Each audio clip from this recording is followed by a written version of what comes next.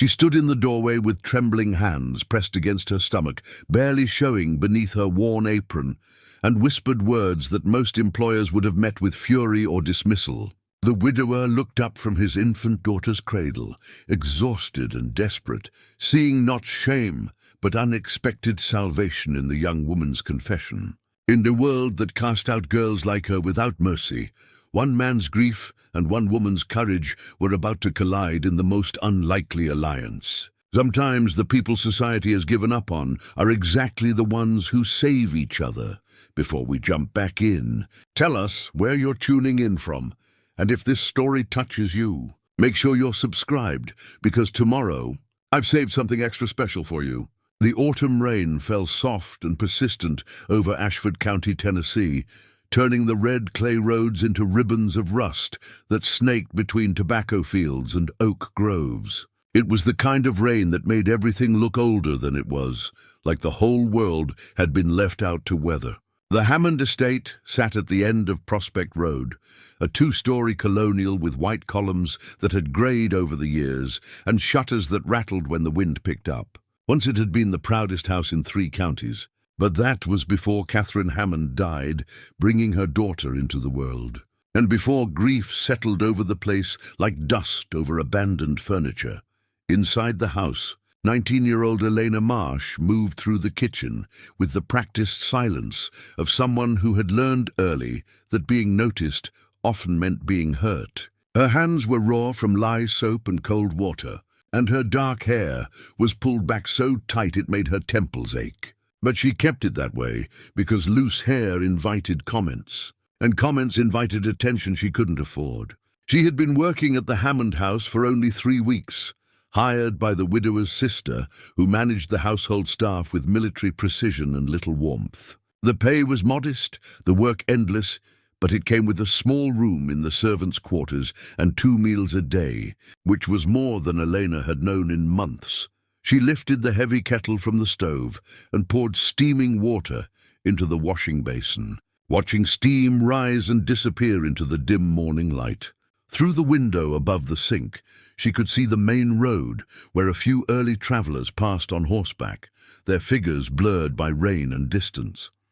Beyond them lay the town of Ashford, with its church steeples and courthouse square, its general store and gossip mill, its strict hierarchies and stricter judgments. Elena had learned quickly that Ashford was the kind of place where your family name determined your worth, and if you had no family name worth mentioning, you were expected to keep your head down and your story to yourself. The infant's cry broke through the quiet, sharp and insistent. Elena set down the kettle and wiped her hands on her apron, listening as the sound grew more desperate. Upstairs in the nursery, little Grace Hammond wailed with the fury of someone too young to understand why her mother never came, why the arms that held her always seemed hesitant and unfamiliar. Elena climbed the back stairs 2 at a time, her heart racing not from exertion, but from something deeper, something that had been growing inside her since the day she first heard that cry. When she reached the nursery door, she paused only a moment before pushing it open. The room was painted pale yellow, with lace curtains that filtered the grey morning light into something almost gentle. Grace lay in her cradle, tiny fists clenched, face red with effort and need. Elena crossed to her without thinking, scooping the baby up with a confidence that surprised even herself. She had never held an infant before coming to this house, had never been trusted with anything so fragile, but somehow her body knew what to do. She cradled Grace against her chest, swaying slightly, humming a melody she'd heard her own mother sing years ago, back when there had still been a mother to remember. The baby's cries softened into hiccups, then silence. Elena felt the small body relax against her, felt the rapid heartbeat slow and steady. For a moment, standing there in the yellow nursery with rain pattering against the windows, she felt something she hadn't felt in a very long time. She felt necessary, not just useful or employed, but genuinely needed in a way that had nothing to do with scrubbing floors or preparing meals. Grace's tiny fingers curled around the edge of Elena's collar, holding on with that fierce infant grip that knows nothing about letting go. Footsteps on the stairs made Elena stiffen. She turned toward the door, just as Judith Hammond swept in, the widower's older sister, her face set in its usual expression of controlled disapproval. Judith was 42, unmarried, and had managed her brother's household since Catherine's death with the efficiency of someone who believed grief was best handled through rigid schedules and firm boundaries. She wore her grey hair pinned so severely it seemed to pull at her skull, and her dark dress rustled with starch and judgment. The baby was crying, Elena said quietly, as though she needed to explain why she was doing exactly what any human being would do. Judith's eyes moved from Eleanor to the now peaceful infant and back again. "I can see that. You may return to your duties." "I'll take her." Elena hesitated just for a heartbeat, and that hesitation cost her. Judith's expression sharpened. "Did you not hear me, girl?" "Yes, ma'am." Elena carefully transferred Grace into Judith's waiting arms, watching as the baby immediately began to fuss again, sensing the difference between warmth and obligation. Judith bounced the child mechanically, her attention already moving to the list of tasks she kept folded in her pocket. The washing needs to be hung despite the rain, and the parlor floor hasn't been properly scrubbed since Tuesday. When you finish those, there are preserves to be labeled in the cellar. Judith didn't look at Elena as she spoke, just recited the day's demands like a judge reading a sentence. "My brother will be taking his meals in the study again. You'll bring them up at 8, noon, and 6. He's not to be disturbed otherwise." Elena nodded, though Judith had already dismissed her from attention, if not from the room. She slipped out into the hallway and descended the back stairs, her hands already aching for the weight of the baby she'd just set down. In the 3 weeks she'd been at the Hammond house, she had seen the widower exactly 4 times, always from a distance, always in motion between one dark room and another. Thomas Hammond was 31 years old, but moved like a man twice that, shoulders bent under invisible weight, eyes hollow with the kind of loss that doesn't heal so much as it learns to breathe shallower. The servants whispered about him in the kitchen after the family had retired. They said he'd loved Catherine with the kind of devotion that made other marriages look like business arrangements. They said he'd held her hand through 23 hours of labor and hadn't left her side, even when the midwife suggested he wait downstairs like a proper gentleman. They said when she died, he'd locked himself in their bedroom for 2 days, and when he finally emerged, it was as though he'd left half of himself behind that closed door. Now he spent his days managing the estate's accounts from his study, speaking only when necessary, avoiding the nursery entirely, as though the sight of his daughter would break what little remained of him. Elena understood that kind of avoidance. She carried her own secrets with the same careful distance, keeping them locked behind her ribs where no one could see them bruising her from the inside. As she returned to the kitchen and picked up the washing basket, she felt the familiar flutter low in her belly, so faint it might have been imagination, except that it had been happening more frequently, growing stronger each week.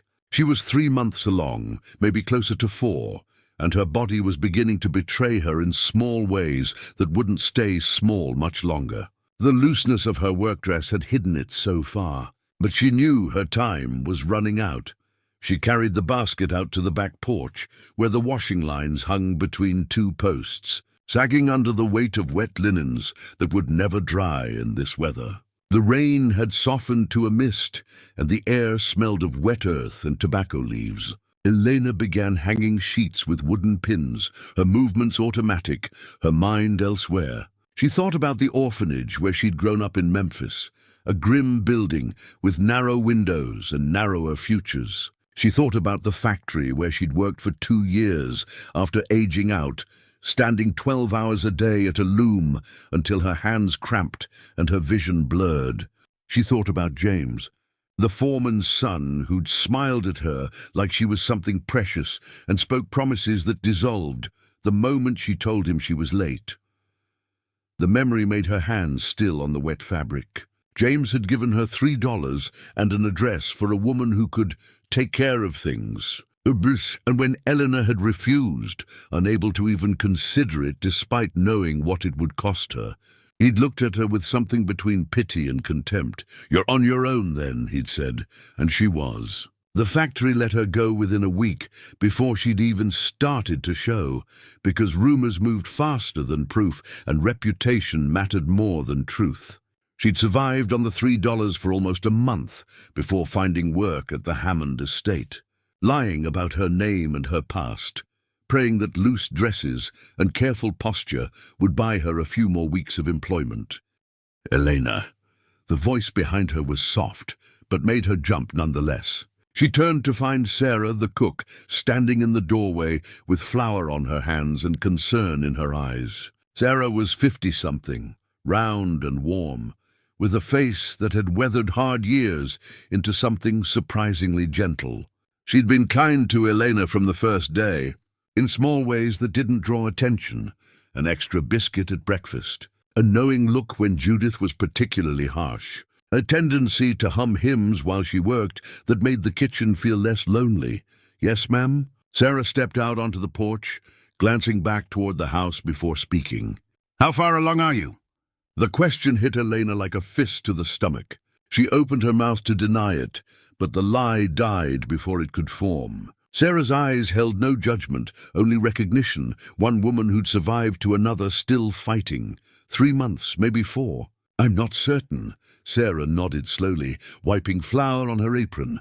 "The father." "Gone." Another nod. No surprise, no shock, just acknowledgement of a story Sarah had probably heard a dozen times before. "Miss Judith find out, she'll put you on the road before sunset." "You know that." "I know. Where will you go?" Elena looked out at the rain, at the red clay roads that led away from this place, toward futures she couldn't imagine and couldn't afford. "I don't know." Sarah was quiet for a moment, then sighed deeply. "My sister runs a home for girls in your situation up in Knoxville. It's not charity. You'd work for your keep and they'd help place the baby after. It's not perfect, but it's better than the street." The offer was kind, genuinely kind, and Elena felt tears press hot against her eyes. But the thought of giving up the baby, of carrying it all these months only to hand it to strangers, made something in her chest crack open. She'd already lost so much: parents to fever, childhood to the orphanage, her future to one bad decision and a man's empty promises. The idea of losing this too felt like more than she could bear. "Thank you," Elena whispered. "I'll think on it." Sarah touched her shoulder once, briefly, then returned to the kitchen. Elena went back to hanging laundry, her hands moving automatically while her mind spun in desperate circles. She had perhaps 2 more months before her condition became impossible to hide. 2 months to figure out how to survive in a world that punished women for the sins it forgave in men. 2 months before she'd be standing on some roadside with nowhere to go and a baby coming, whether she was ready or not. That evening, as she carried Thomas Hammond's dinner tray up the back stairs, Elena moved carefully, mindful of her balance and the precious cargo growing inside her. The study door was slightly ajar, and she could see him sitting at his desk in the lamplight, papers spread before him, his profile sharp with exhaustion. She knocked softly, and he responded without looking up. "Leave it on the side table." Elena entered quietly and set down the tray: roast chicken, potatoes, bread that Sarah had baked that afternoon. The room smelled of pipe tobacco and old books, masculine and melancholy. She was turning to leave when she heard it, the baby crying again, the sound carrying down the hallway from the nursery. Thomas Hammond's hand stilled on his pen. He didn't look toward the sound, but his entire body tensed, as though bracing against physical pain. Without thinking, Elena spoke. "Would you like me to see her, sir?" His eyes lifted to hers for the first time, and she was struck by how utterly hollow they were, like rooms that used to hold furniture but now stood empty. "That's my sister's domain. Miss Judith is meeting with the Reverend about the church social. She won't be back for an hour."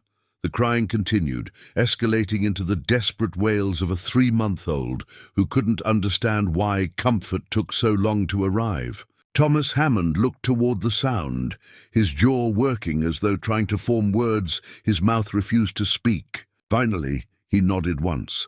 Elena moved down the hallway to the nursery, where Grace was working herself into an exhausted frenzy. She picked up the baby, and the cries began to ease almost immediately. Grace pressed her face into Eleanor's shoulder, small body shaking with leftover sobs. Elena walked in slow circles, humming that same melody, feeling the baby relax into the rhythm of movement and sound. She didn't notice Thomas Hammond standing in the doorway until she turned and nearly collided with him.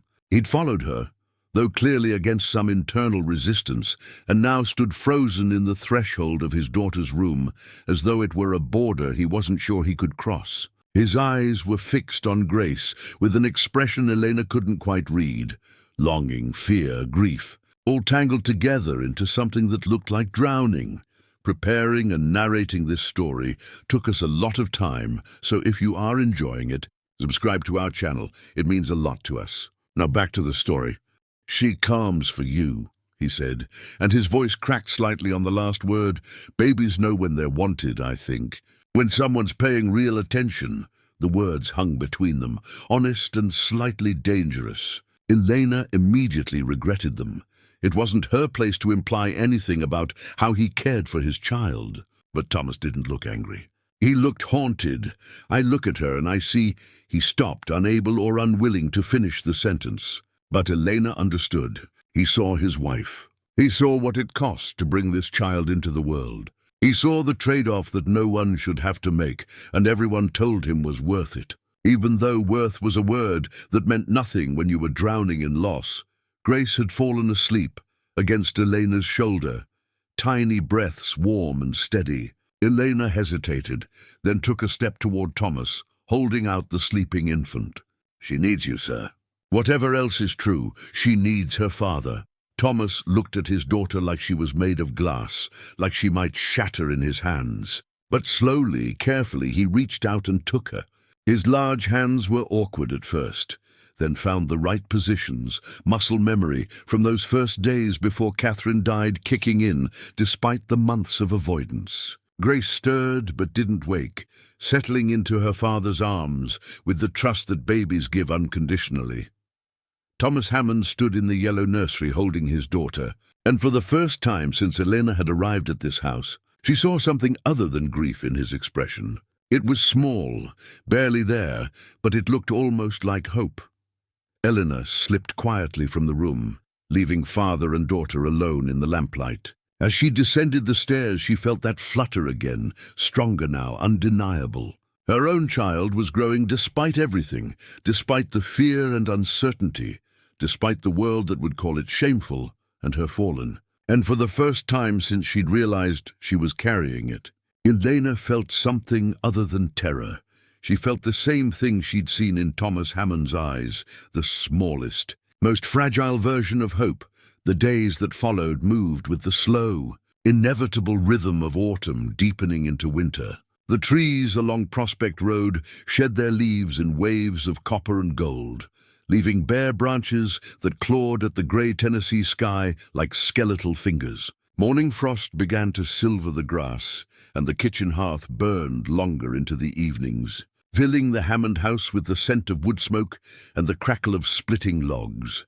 Elena had learned to measure time not by the clock, but by the baby's needs. Grace woke hungry every 3 hours, predictable as tide. And though Judith had hired a wet nurse from town, a stern woman named Mrs. Calloway, who came twice daily with clinical efficiency, it was Eleanor who walked the floors when Grace fussed between feedings. Elena, whose voice soothed the midnight crying. Elena, whose arms the baby reached for with increasing recognition. Thomas Hammond noticed. He said nothing, but Elena could feel his awareness like a presence in the room, even when he wasn't there. She would catch glimpses of him standing in doorways, watching as she changed Grace's diaper or sang softly while folding tiny clothes. His face remained unreadable, that same hollow exhaustion carved into his features, but something had shifted the night he'd held his daughter in the nursery. He no longer avoided the second floor entirely, though he still kept his distance, observing from the margins like a man trying to remember how to be part of his own life. It was Sarah who first told Elena about Catherine. They were in the kitchen on a Thursday afternoon, Elena peeling potatoes, while Sarah kneaded bread dough with strong, practiced hands. Rain drummed against the windows, and the house was quiet except for the pop and hiss of the fire. Mrs. Hammond was different from most of the fine ladies around here, Sarah said, her voice soft with memory. She grew up in Charleston, came from money, but she had a kindness about her that wasn't for show. When she married Mr. Thomas and moved here, she used to come into this kitchen and ask me to teach her how to make cornbread. Can you imagine? A woman with her breeding wanting to learn from a cook. Elena kept her hands moving, not wanting to interrupt the rare moment of confidence. She had 3 miscarriages before Grace. Each one broke her a little more, but she never stopped hoping. When she finally carried past the first trimester, Mr. Thomas hired the best midwife in 3 counties, brought in a doctor from Nashville. They thought they'd done everything right. Sarah's hands stilled in the dough. Labor started on a Tuesday morning. By Wednesday evening, she was gone. Doctor said it was hemorrhaging, said sometimes there's nothing to be done. Mr. Thomas hasn't been the same since. Hard to blame him. Eleanor thought about that as she carried the peeled potatoes to the basin, her own body carrying its secret burden. She wondered what Catherine Hammond had felt in those final hours, whether she'd known she was trading her life for her daughter's, whether that knowledge made it easier or impossibly harder.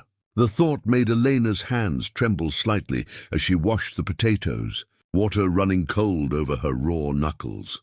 That evening, as Elena brought Thomas his dinner tray, she found him not at his desk, but standing at the window, staring out at the darkening fields. The lamp on his desk burned low, casting long shadows across stacks of account books and correspondence. He didn't turn when she entered, just continued looking out at nothing.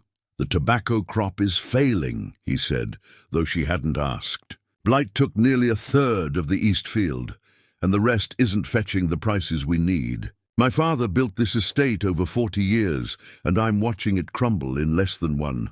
Eleanor set down the tray carefully, unsure whether he was speaking to her or simply speaking aloud to fill the silence. "I'm sorry, sir." He turned then, and she saw that his eyes were red-rimmed, though whether from exhaustion or tears she couldn't tell. "Why did you come here, Elena?"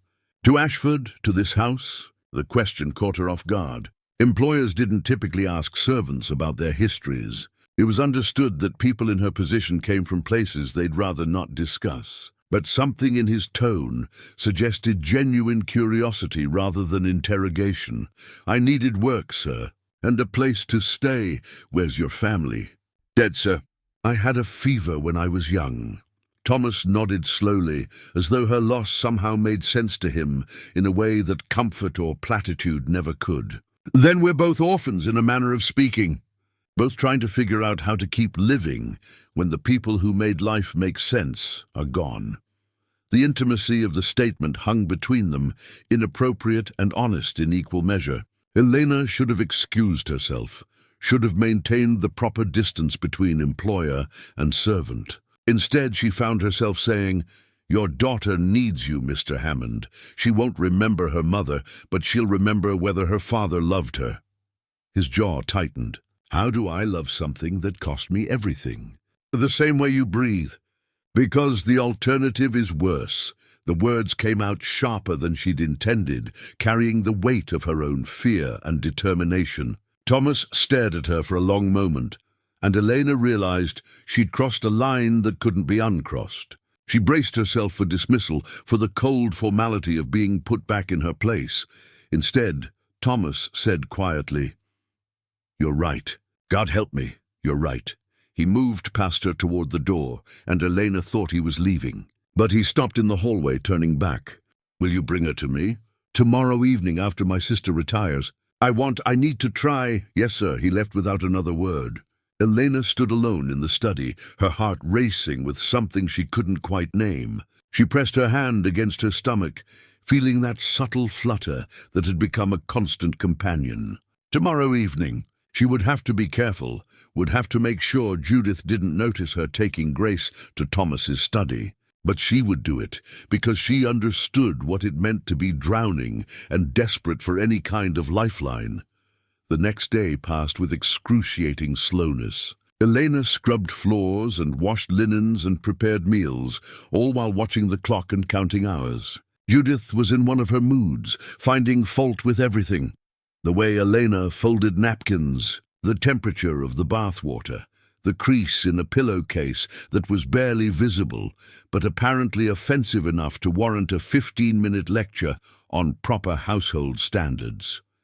"You're distracted," Judith said sharply as Elena stumbled over the corner of a rug while carrying a tea service. "If your mind is elsewhere, perhaps you'd be better suited to farm work where attention to detail matters less."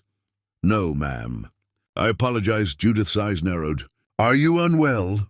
You've been looking peaked lately." Elena's blood ran cold. She forced her posture straighter, her expression neutral.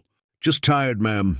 I'll be more careful. See that you are. Good help is difficult enough to find without having to replace staff every few months." By the time Judith retired to her room at 9 o'clock, Elena's nerves were frayed to threads. She waited 20 minutes to be safe, then climbed the stairs to the nursery where Grace was sleeping in her cradle, tiny fists curled beneath her chin. Elena lifted her carefully, wrapping her in a soft blanket, and carried her down the hallway to Thomas's study.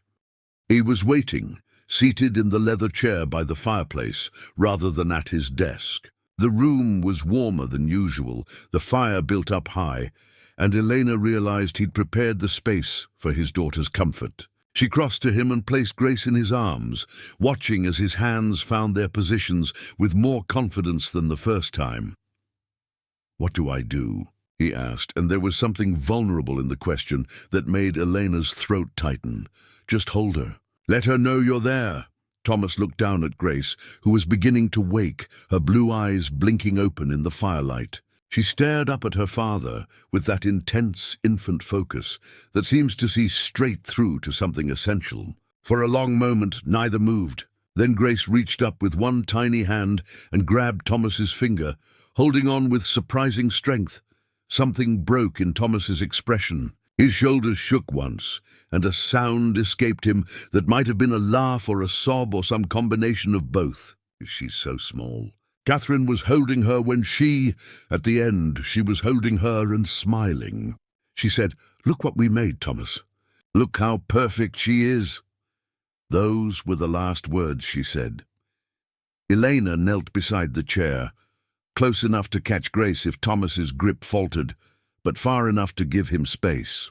"Then every time you hold her, you're honoring that. You're finishing what your wife started.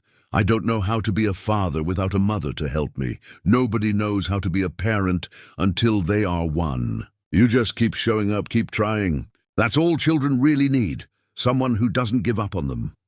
Thomas looked at Elena then, really looked at her, and she saw recognition flicker in his eyes. "You speak like someone who understands that particularly well." She should have deflected, should have kept her story locked away where it couldn't be used against her.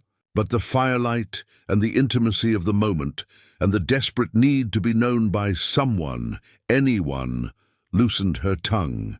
"I grew up in an orphanage. The people who ran it showed up every day, but they didn't try. There's a difference. I always promised myself that if I ever had someone depending on me, I'd do better. Do you want children?" The question was innocent enough, asked in the context of their conversation, but it hit Elena like a physical blow. Her hand moved instinctively to her stomach before she could stop it. Just a brief touch, but Thomas noticed. His eyes followed the movement, then lifted to her face. She watched as understanding dawned slowly. Like sunrise breaking over a landscape he'd been too grief-blind to see clearly. "Elena, I should go." She stood quickly. Too quickly, and the room tilted slightly. She steadied herself against the chair arm. How far along? She could have lied. Should have lied. But she was so tired of carrying everything alone. Tired of the weight of secrets that grew heavier every day. 4 months, maybe closer to 5. "I'm not entirely certain." Thomas said nothing for a long moment, just looked at her while Grace dozed in his arms, oblivious to the conversation reshaping both their futures. Finally he asked, "The father?" "Gone. He made that clear when I told him. And you came here to, what? Hide until you couldn't anymore?" Elena lifted her chin, refusing to let shame bow her shoulders. "I came here because I needed work and a roof, and I'm good at keeping my head down and my mouth shut. I'll leave before it becomes your problem, Mr. Hammond. I won't bring scandal to your house." "Where will you go?" "I don't know yet. But I'll figure something out. I always do." Thomas looked down at his daughter, then back at Eleanor. "You're good with her. Grace, I mean, she's calmer with you than anyone else, including the wet nurse we're paying premium wages. Children know when they're safe, when someone actually wants them around. And your child, do you want it around?"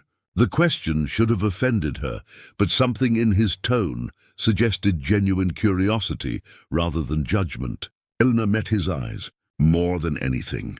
Even though I'm terrified. Even though I have no idea how I'll manage. Yes, I want this baby." Thomas was quiet for so long that Elena thought the conversation was over. Then he said something that changed everything. "My sister wants to send Grace to her aunt in Virginia. Says a man can't raise a daughter properly, especially not one as broken as me. She's probably right. But the thought of losing Grace on top of everything else," his voice caught. "I can't. I won't." Elena waited, sensing there was more.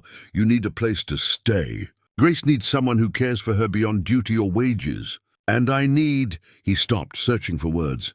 "I need to remember that this house is supposed to be a home, not a mausoleum.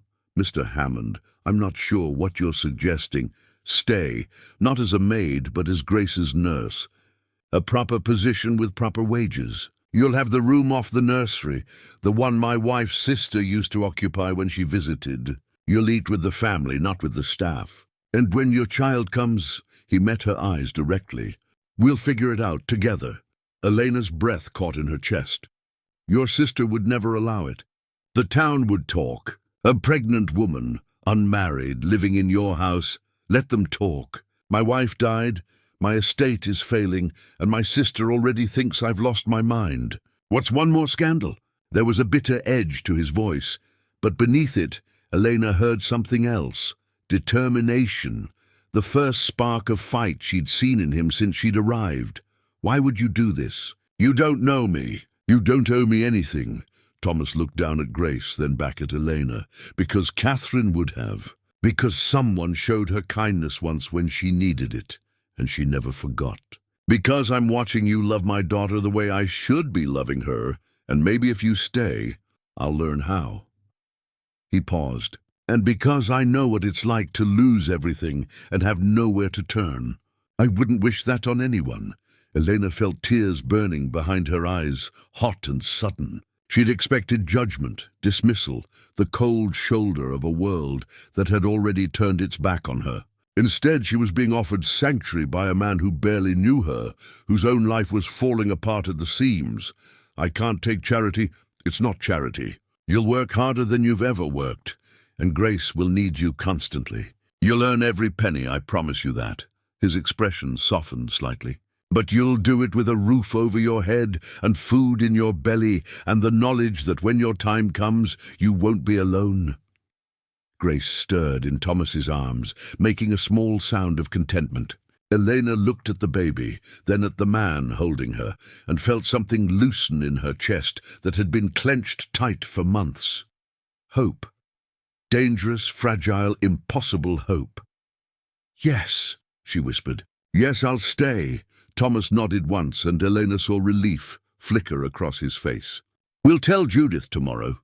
She won't be pleased, but this is still my house, and I make the decisions regarding my daughter's care." He stood carefully, still holding Grace, and crossed to Elena. "Thank you.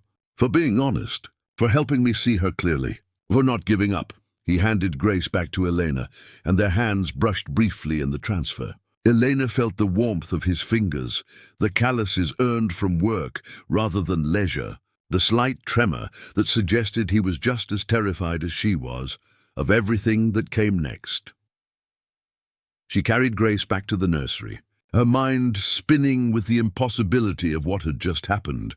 In the span of 20 minutes, her entire future had shifted. She had a position, a home, a protector who asked nothing in return except that she care for his daughter. It was more than she dared hope for, and the weight of it was almost as overwhelming as the fear had been.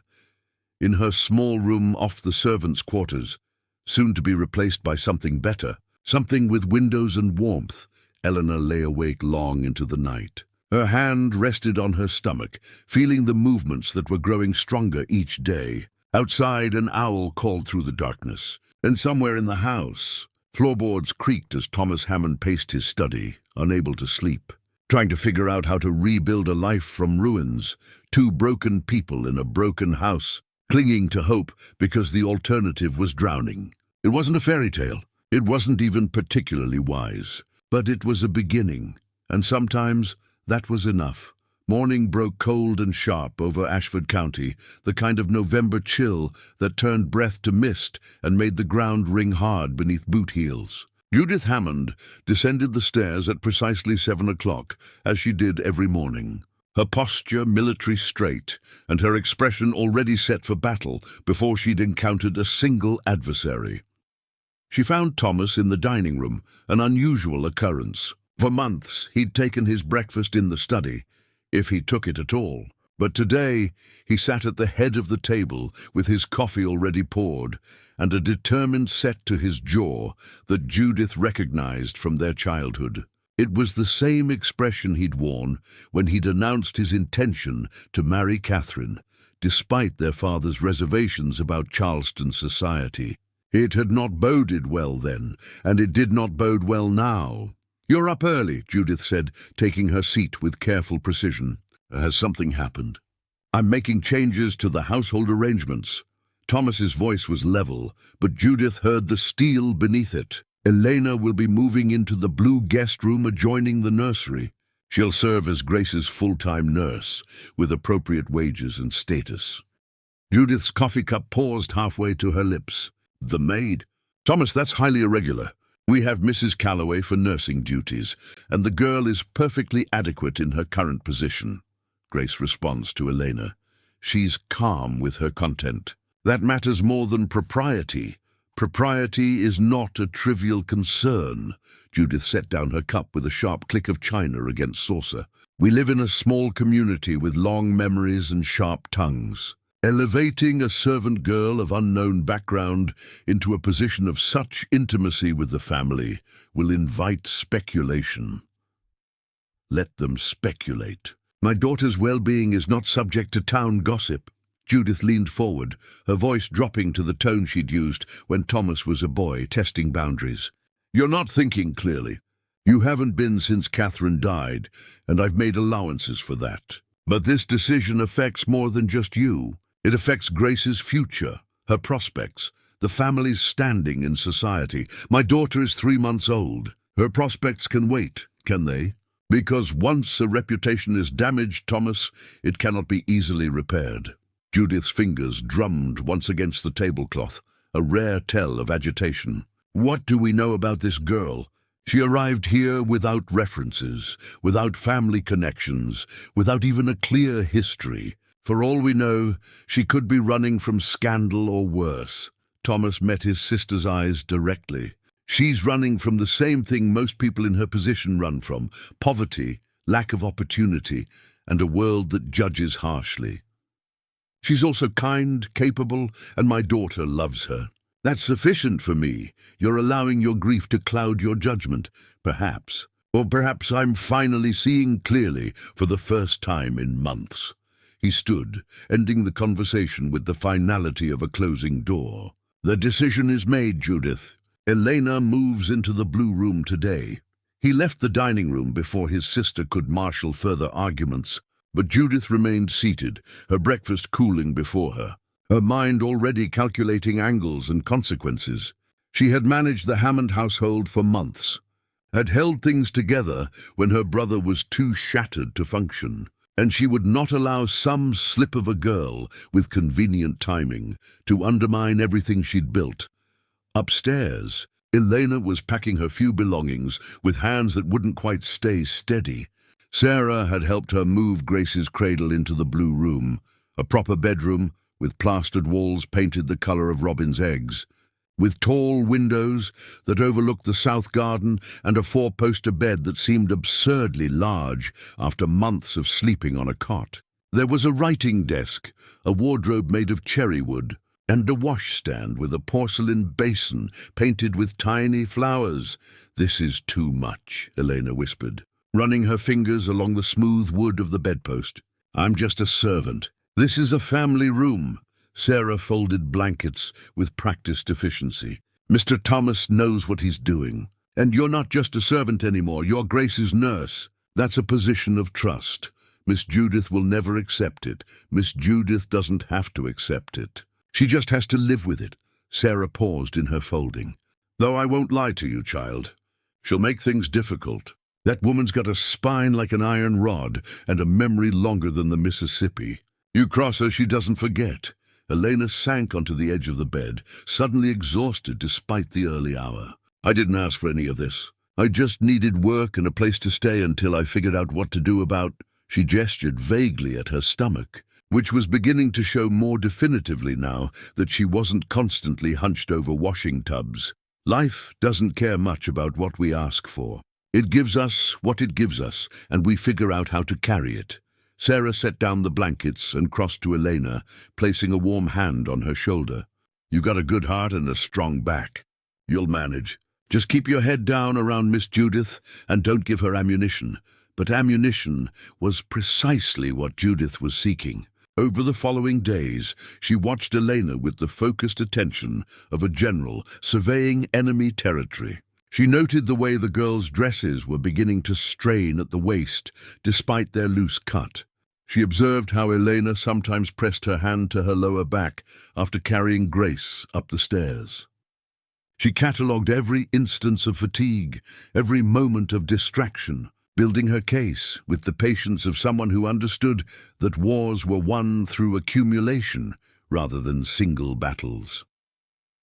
On Thursday afternoon, Judith invited Reverend Marcus Walsh to tea. Walsh was 58, dignified, and deeply invested in maintaining Ashford's moral standards, which meant he was perpetually concerned with other people's private lives. He arrived in his best black suit, his silver hair combed carefully, his expression already arranged in lines of sympathetic concern. "I appreciate you coming on short notice." "Reverend," Judith said, pouring tea with the ritual precision of someone performing a sacred ceremony, "I find myself in need of spiritual counsel regarding a matter of household management." Walsh accepted his cup with a slight bow. "Of course, Miss Hammond. How may I be of service?" "It concerns my brother's recent decision to elevate one of our housemaids to a position of significant responsibility. I worry that his judgment may be compromised by grief, and I fear the consequences for my niece." "Grief can indeed cloud even the strongest mind," Walsh agreed, his tone measured and grave. "What specifically troubles you?" Judith leaned forward slightly, lowering her voice, though they were quite alone in the parlor. "The girl in question arrived here without proper references. She has no family, no background we can verify. And I have reason to believe, though I take no pleasure in saying this, that she may be with child." Walsh's eyebrows rose sharply. "That is indeed troubling. Does your brother know?" "I cannot say for certain, but if he does know and has chosen to keep such a person in close proximity to an innocent infant, then his judgment is even more compromised than I feared." She set down her teacup. "You understand my position, Reverend. As a woman without children of my own, my only purpose is to protect my brother's child and preserve the family's good name. But I cannot act against Thomas's direct orders without support from respected members of the community." Walsh nodded slowly, already composing the sermon he would deliver on Sunday about the dangers of misplaced charity and the importance of moral vigilance. "You are quite right to be concerned, Miss Hammond. The corruption of innocence is among the gravest of sins, and we must be ever watchful against those who would introduce impropriety into godly homes." "Then you'll speak with Thomas? Help him understand the potential consequences." "I will indeed. A man in his position requires guidance, particularly when his heart is vulnerable to manipulation. They spoke for another 20 minutes, cementing their alliance with the careful language of righteous concern. When Walsh departed, Judith felt the satisfaction of pieces falling into place. She had not attacked directly. That would be crude and ineffective. Instead, she had planted seeds in fertile ground, knowing that Ashford's social ecosystem would do the rest of the work for her. By Sunday, the entire town knew that Thomas Hammond had installed a questionable woman in his household against his sister's counsel. The whispers started in the church vestibule and spread through the sanctuary like smoke, gaining embellishment with each retelling. Elena was a woman of loose morals. Elena was manipulating the widower. Elena was after the Hammond fortune. Elena was probably responsible for Catherine's death through some form of dark influence. Elena heard none of this directly, as Thomas had suggested she skip church services to avoid unnecessary scrutiny. But she felt the change in atmosphere when Mrs. Calloway arrived for her nursing duties on Monday morning. The wet nurse's greeting was notably cooler, her manner brusque where it had previously been neutral. "I'll be brief today," Mrs. Calloway announced, settling into the nursing chair with grace. "My husband feels it's no longer appropriate for me to spend extended time in this household." Elena, who was folding tiny gowns at the wardrobe, turned in confusion. "Has something happened?" Mrs. Calloway's lips pressed into a thin line. "I'm not one for gossip, but I will say this. There are expectations about how widowers conduct themselves, particularly when young children are involved. Appearances matter, Miss Marsh, whether you choose to acknowledge it or not." The words landed like stones in still water, their meaning rippling outward. Elena felt her face flush hot with shame and anger in equal measure. "I'm here as Grace's nurse. Nothing more?" "Of course you are." The tone suggested Mrs. Calloway believed nothing of the sort. "Nevertheless, after this week I'll be reducing my visits to once daily. Other arrangements will need to be made." When Mrs. Calloway departed an hour later, Elena carried Grace downstairs to find Thomas in his study. He was bent over account books, his expression grim, but he looked up when she knocked. "Mrs. Calloway is cutting her visits," Elena said without preamble. "She says her husband no longer feels it's appropriate." Thomas's jaw tightened. "I see the whispers have begun in earnest then. Mr. Hammond, perhaps I should leave. I don't want to damage your family's—" "No." The word was sharp, definitive. "This is precisely what they want, to isolate us, to force us back into conventional patterns, regardless of what's actually best for Grace. I will not give them that satisfaction. But the town, your business relationships, are less important than my daughter's well-being." He stood and crossed to the window, looking out at the bare trees. "Catherine used to say that respectability was the refuge of people with nothing interesting to say. I'm beginning to understand what she meant." Eleanor shifted Grace to her other hip. "I'm grateful for your support, truly. But I'm also practical enough to know that reputation affects more than just pride. It affects business, it affects Grace's future, it affects everything." Thomas turned to face her. "Then we make new futures, better ones, based on truth rather than appearance." He paused, and something shifted in his expression. "Elena, I need to ask you something, and I want an honest answer." Her heart began to race. "Yes, sir?" "The father of your child. Is there any possibility he'll return? Any claim he might make?" Elena shook her head firmly. "None. He made it very clear he wanted nothing to do with me or the baby. I have nothing in writing, but his words were explicit enough." "Good. That's good." Thomas hesitated, clearly weighing his next words carefully. "Because I've been thinking about solutions, ways to protect both you and Grace from the town's judgment while maintaining propriety." "What kind of solutions?" Before he could answer, the study door opened, and Judith swept in without knocking, her face flushed with righteous anger. "Thomas, I've just returned from the Ladies' Aid Society meeting.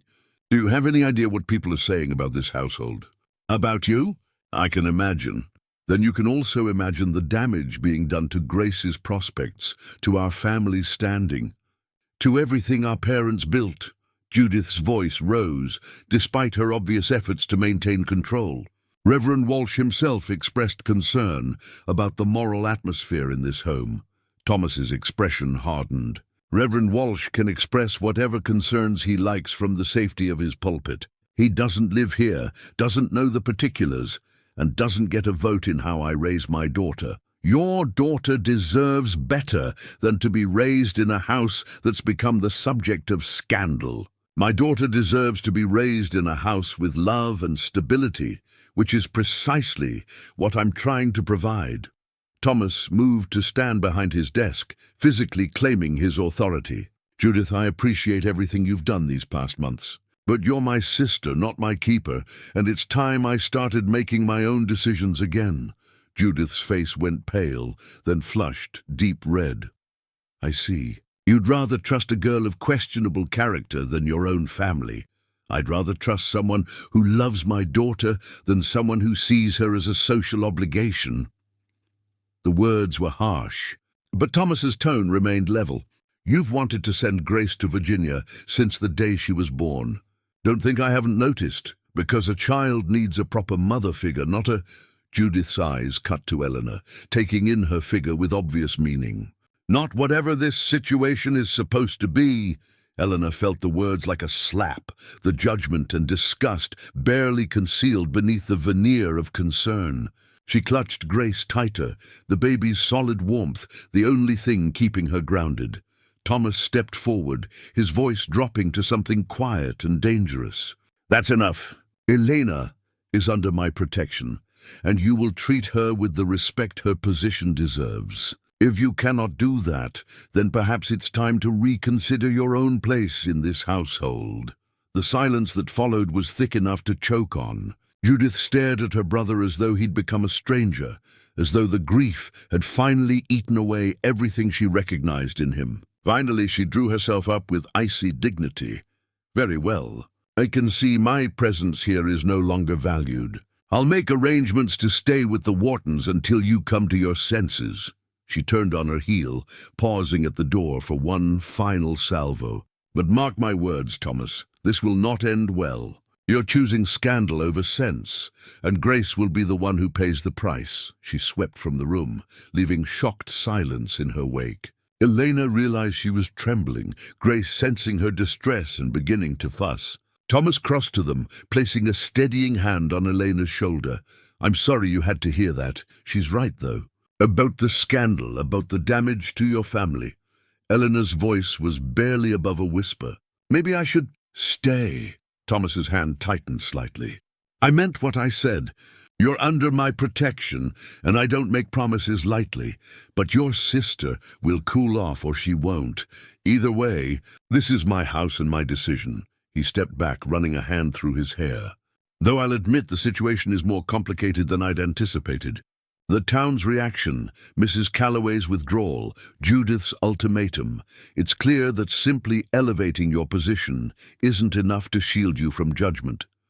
Then what do we do? Thomas met her eyes, and Elena saw something in his expression that made her breath catch. Not romance, but a grim sort of determination. The look of a man preparing to make a sacrifice he'd never wanted, but could see no way around. We give them what they claim to want, he said slowly. We make it respectable. Elena's mind raced ahead of his words, landing on an impossible conclusion. Mr. Hammond, you can't possibly mean a marriage of convenience. In name only, strictly practical. He spoke quickly, as though saying it faster would make it less radical. It would legitimize your position, provide your child with a name, and give Grace a mother in the eyes of society. We could maintain separate arrangements, of course. Nothing would change except the paperwork and the gossip. Elena stared at him, unable to process what she was hearing. You want to marry me? A pregnant servant you've known for barely a month? I want to protect you and Grace both. This seems the most efficient solution. His tone was businesslike, almost clinical, but Eleanor saw the tension in his shoulders. Unless you have objections. Objections. She had dozens, hundreds, all crowding her throat at once. This was insane, impractical, too much to ask. But beneath all the rational protests, a small voice whispered that this was also salvation, a way to keep her baby, to give Grace the mother she needed, to stop running from a world that wanted to grind her into dust for the crime of being human. I need time to think about this. Of course. But Elena... He waited until she met his eyes. Whatever you decide, you're not leaving this house. Not unless you choose to. That much I can promise. Elena nodded, unable to speak past the tightness in her throat. She carried Grace from the study, her mind spinning with impossible possibilities and dangerous hope. Behind her, Thomas returned to his desk, staring at the accounts he could no longer focus on, wondering if he'd just proposed the solution to all their problems, or simply added another complication to an already impossible situation. Outside, the November sky darkened toward evening, and in town, over dinner tables and in church meetings, Ashford's citizens continued their work of judgment and speculation, unknowing that the very scandal they discussed was about to transform into something they could never have predicted. The grandfather clock in the hallway struck midnight, each chime echoing through the Hammond house like a question waiting to be answered. Elena sat at the writing desk in her blue room, a lamp turned low beside her, staring at a blank piece of paper she'd been unable to fill for the past hour. Grace slept peacefully in her cradle near the window, moonlight washing over her small form in silver waves.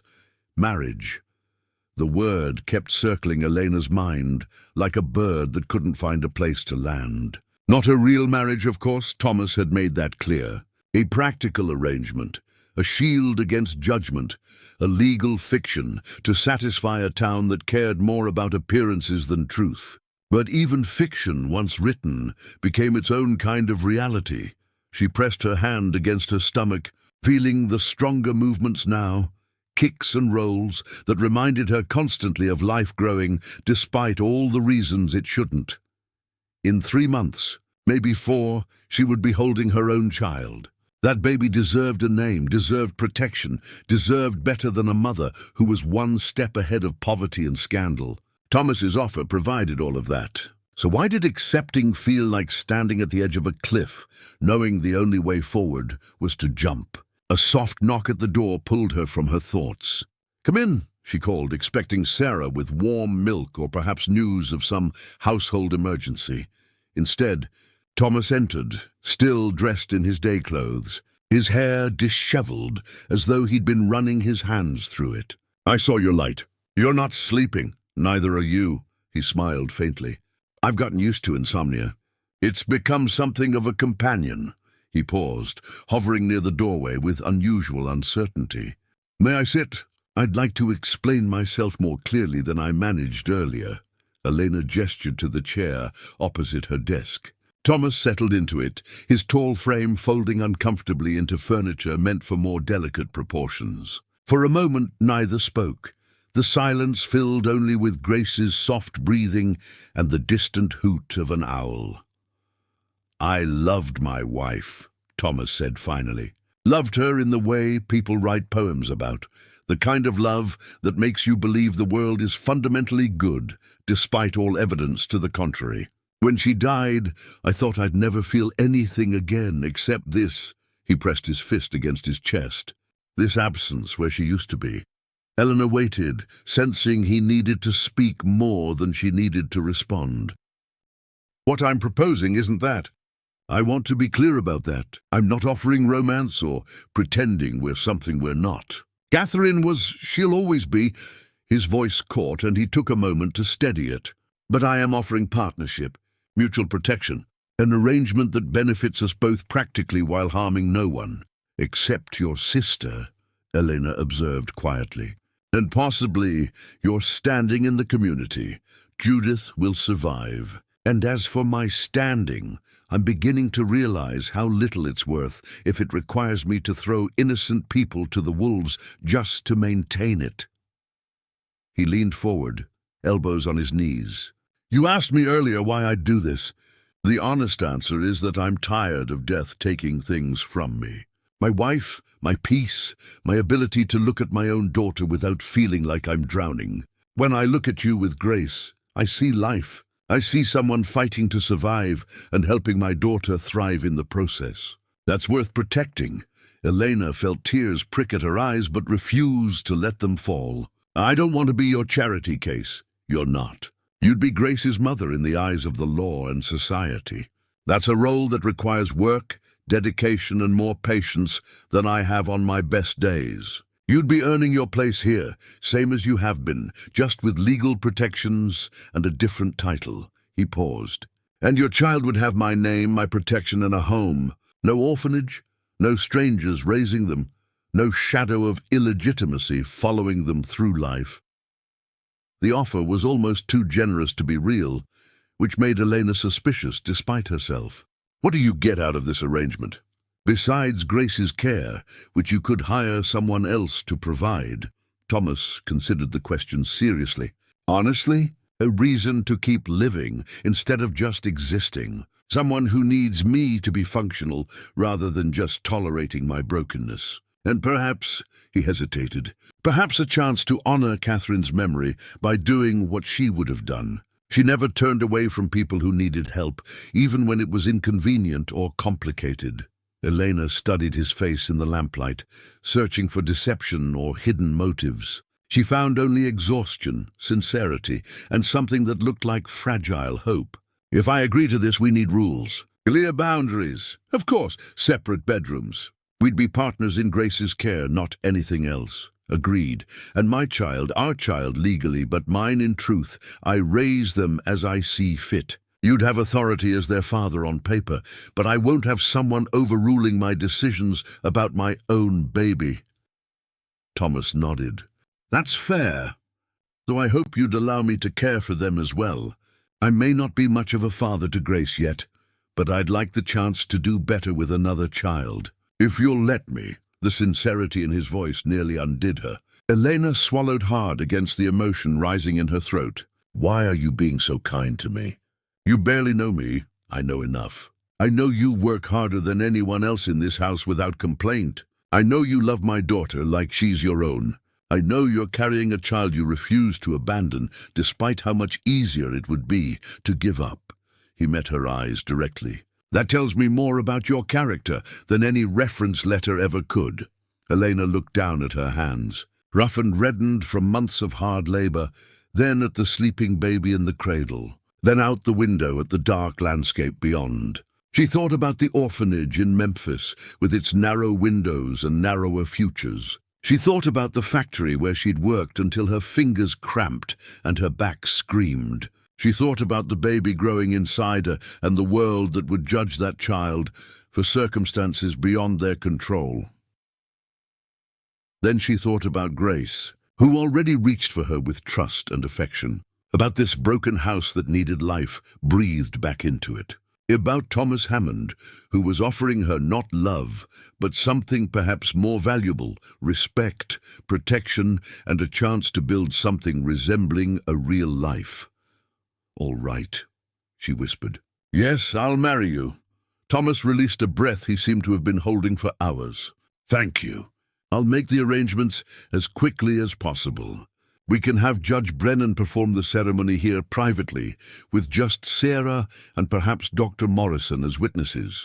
No need for spectacle or church involvement. Your sister...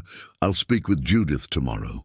She's staying at the Whartons currently, which gives us time to present this as a settled decision rather than a debate. He stood, and Elena rose as well. They faced each other across the small space, two people about to bind their lives together for entirely practical reasons, and yet the moment felt charged with something neither could quite name. Thomas extended his hand. Partners, then. For Grace's sake, and your child's sake, and perhaps our own.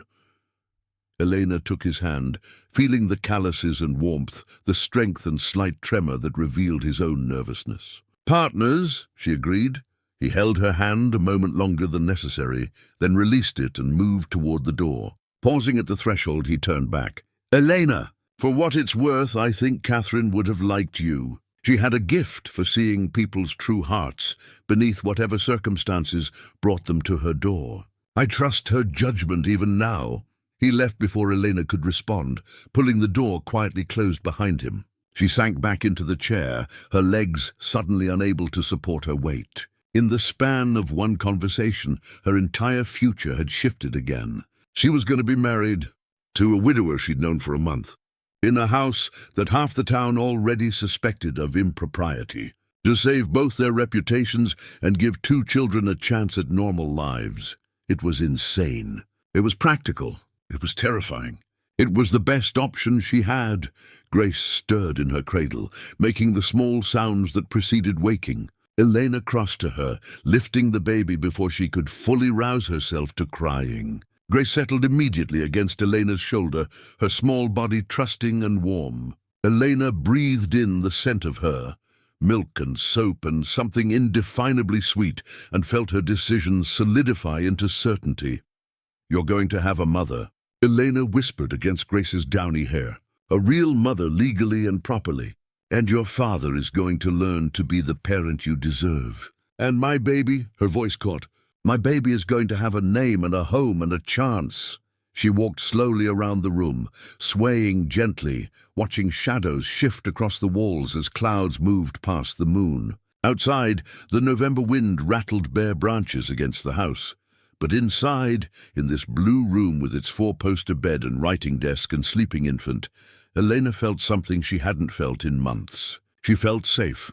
The wedding took place 3 days later on a grey Thursday afternoon, with rain threatening in the heavy clouds overhead. Judge Brennan arrived at 2 o'clock, a portly man in his 60s, with kind eyes and a tendency to wheeze when climbing stairs. Sarah stood as Eleanor's witness, her broad face composed, but her eyes suspiciously bright.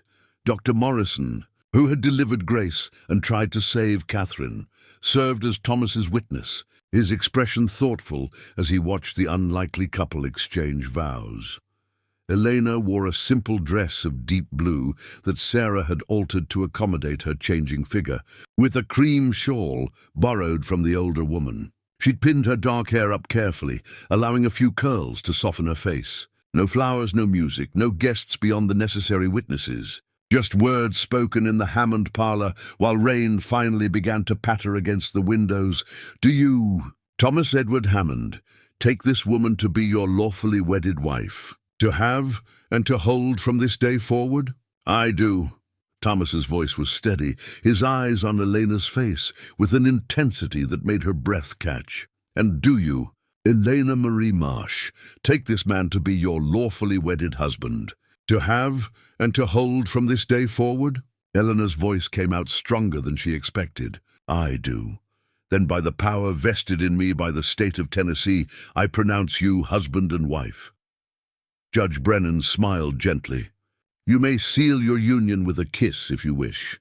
The moment stretched awkward and uncertain. They hadn't discussed this part. Thomas looked at Elena with a question in his eyes, and she gave the smallest nod. He leaned down and pressed his lips briefly to her forehead, chaste and respectful before stepping back. "Congratulations, Mr. and Mrs. Hammond," the judge said, already reaching for the marriage certificate that needed signatures. "Mrs. Hammond." Elena tested the name silently in her mind as she signed the document in her careful script. 3 days ago, she'd been a servant with no future beyond the next few weeks. Now she was a married woman, mistress of a declining estate, stepmother to an infant, and legally protected from the judgment that would have destroyed her. The impossibility of it made her hand tremble slightly as she wrote her new name for the first time. After the witnesses departed, Thomas returned to his study with promises to join her for dinner, leaving Elena alone in the parlor. She stood at the window watching rain streak the glass, one hand pressed against her stomach where her baby, their baby now legally, kicked with increasing vigor. Sarah found her there an hour later. "You should rest, child. You've had quite a day." "I'm a wife now," Elena said wonderingly. "How did that happen?" "Same way most unlikely things happen, one decision at a time, until suddenly you're somewhere you never imagined being." Sarah placed a warm hand on Elena's shoulder. "Are you all right?" "Truly." Elena considered the question seriously. Was she all right? She'd married a man she barely knew out of desperation and pragmatism. She was carrying another man's child while wearing a gold band that Thomas had placed on her finger just hours ago. She was living in a house that the town already whispered about, preparing to become a mother to a baby who wasn't biologically hers while her own baby grew inside her. But she also had a roof over her head and food in her belly. She had legal protection and a partner who seemed genuinely committed to their arrangement. She had Grace upstairs who needed her, and a future that included more than just survival. "Yes," Elena said finally. "I think I am. For the first time in months, I actually am." That night, after a quiet dinner where she and Thomas tried to navigate their new dynamic with polite uncertainty, Elena lay in her blue room, listening to the rain. The door between her room and Thomas's remained closed, as it would every night. They were married in law, but separate in life, exactly as they'd agreed. Grace slept peacefully in her cradle. Elena's hand rested on her own growing belly.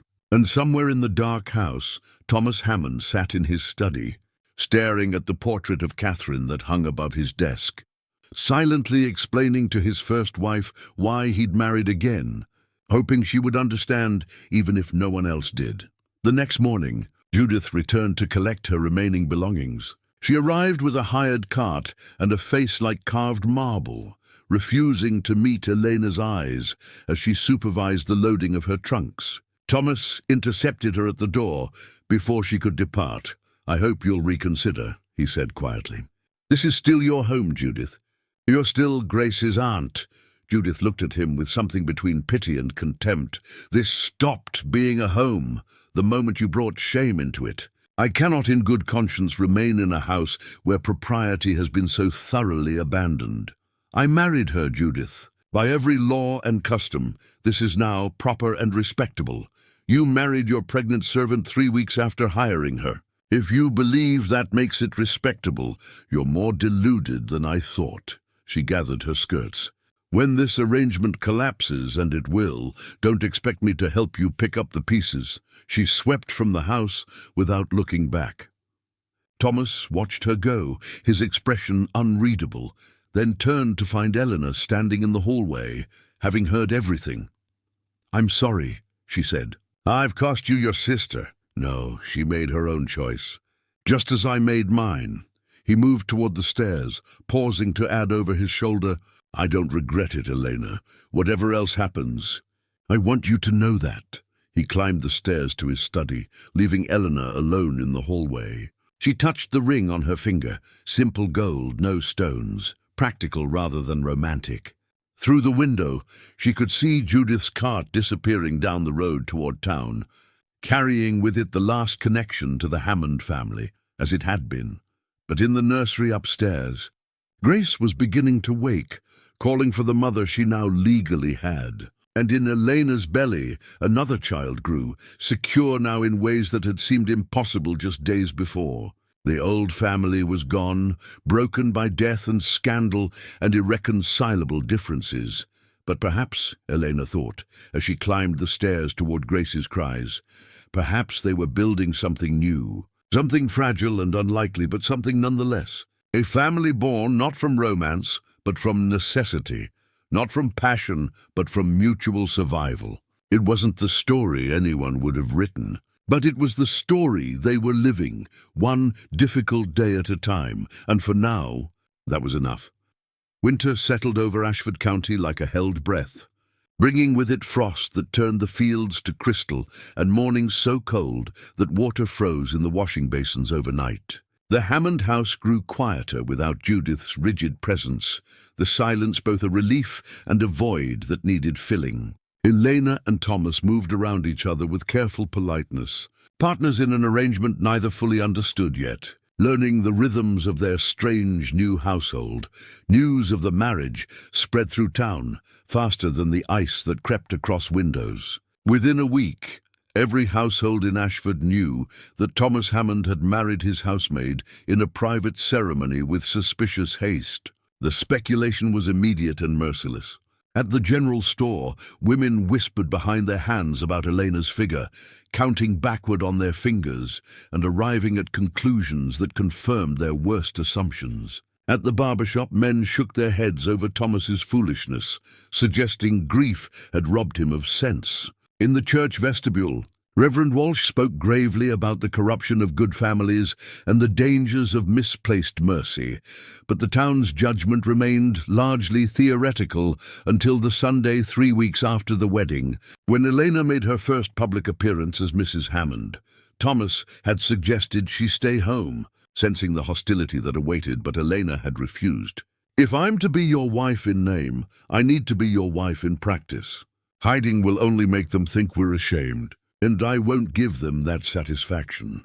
So they arrived at church together that cold December morning, Thomas in his black suit, Elena in a modest grey dress with a burgundy shawl, Grace bundled in blankets and carried in Elena's arms. They walked up the church steps side by side, and the conversations around them died like candles snuffed in the wind.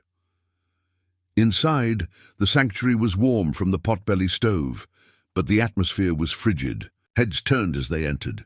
Elena felt the weight of every eye, heard the rustle of fabric as women shifted to get better views, sensed the judgment thick enough to choke on. Thomas placed his hand briefly on her elbow, a gesture of solidarity, and guided her to the Hammond family pew, 3rd row from the front right side, where Hammonds had sat for 3 generations.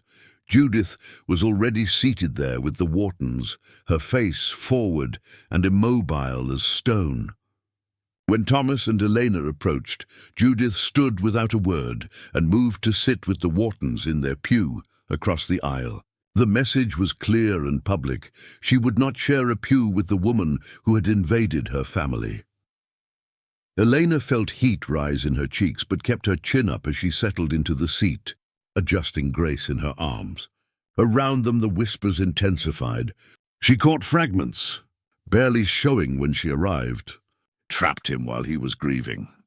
Poor Catherine barely cold in her grave. Reverend Walsh's sermon that morning was about Jezebel, the wicked queen who led good men astray and brought ruin to Israel. He spoke with particular passion about women who used beauty and manipulation to corrupt righteous households, who traded on the vulnerability of godly men to elevate themselves beyond their proper station. He never once looked directly at Elena, but every person in that church knew exactly who the sermon was meant for. Elena sat through it with Grace sleeping peacefully in her arms, her face composed, even as shame and anger warred in her chest. Beside her, Thomas's jaw grew tighter with each passing minute, his hands gripping the pew in front of them with white-knuckled intensity. When the service finally ended and the congregation began to file out, Elena stood to leave quickly, hoping to avoid the gauntlet of judgment. But Mrs. Adelaide Wharton, Judith's hostess and the town's most prominent social arbiter, blocked the aisle with deliberate positioning. "Mrs. Hammond," she said, the title dripping with sarcasm. "How surprising to see you attending services. I wouldn't have thought you'd feel comfortable in a house of God, given your circumstances." Elena met the older woman's eyes steadily. "I'm not sure what circumstances you're referring to, Mrs. Wharton. I'm a married woman, attending church with my husband and daughter." "That seems entirely appropriate. Your daughter." Mrs. Wharton's eyes dropped meaningfully to Grace, then to Elena's midsection. "Yes, I'm sure that's how you'd like everyone to see it. Though the timing of certain events does raise questions among those who care about propriety." Thomas stepped forward, his voice low and dangerous. "If you have questions about my marriage or my household, Mrs. Wharton, you may address them to me directly, rather than making insinuations to my wife." "Your wife?" Mrs. Wharton smiled coldly. "Of course. How could I forget? You married her so quickly after all, almost as if there was some urgency driving the decision. Other congregants had slowed their exit to listen, creating an audience for the confrontation. Elena felt trapped, exposed, her worst fears about public judgment materializing exactly as she'd dreaded. But before she could formulate a response, an unexpected voice cut through the tension. "I'd be careful about casting stones. Adelaide, given that your own daughter married young and produced a child 7 months later, or have you forgotten that particular urgency?" Dr. Morrison stood in the aisle behind them, his medical bag in hand, his expression mild but his words sharp as scalpels. The congregation stirred with uncomfortable recognition of the truth he'd just exposed.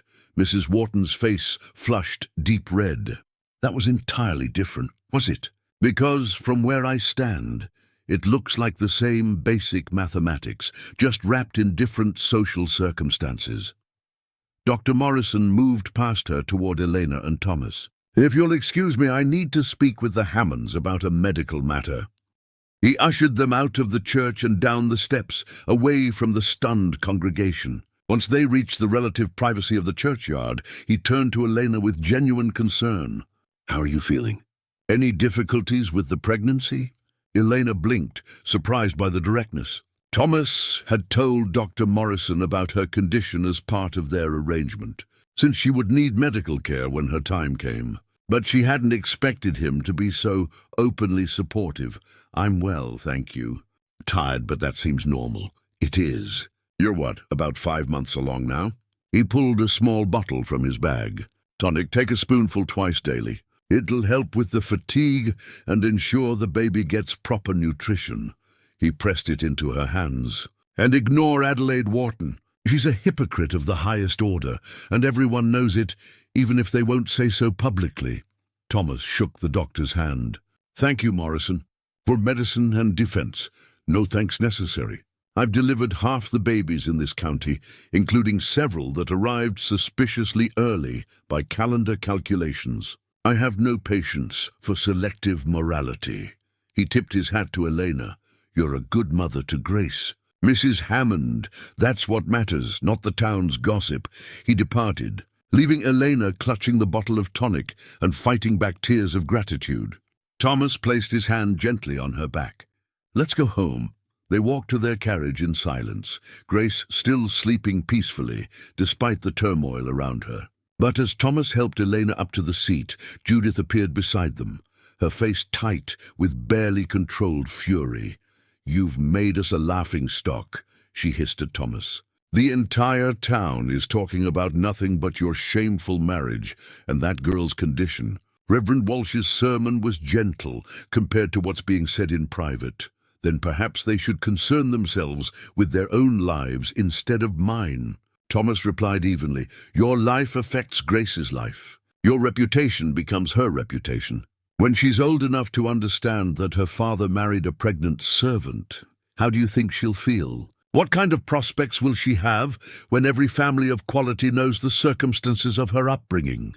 Elena felt the words like physical blows, each one finding the vulnerable places she tried to protect. Grace would grow up knowing Elena wasn't her real mother, knowing the marriage was a practical arrangement, knowing that her father had chosen scandal over respectability. What if Judith was right? What if they were damaging Grace's future rather than securing it? But Thomas's response was firm.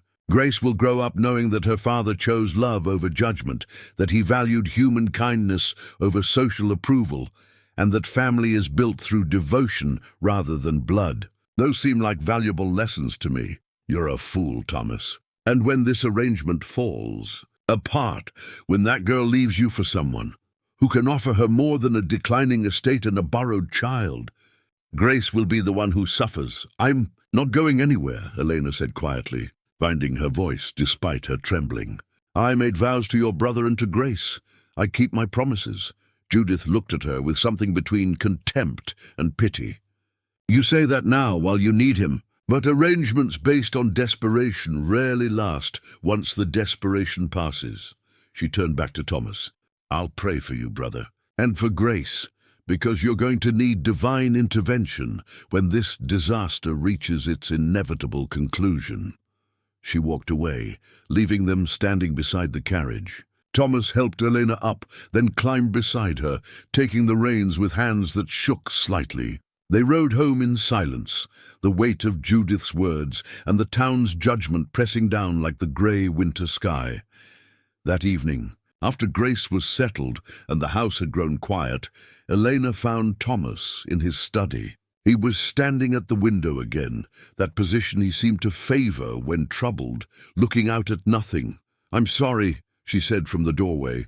"For the scene at church, for what your sister said, for all of it." Thomas turned to face her. "You have nothing to apologize for."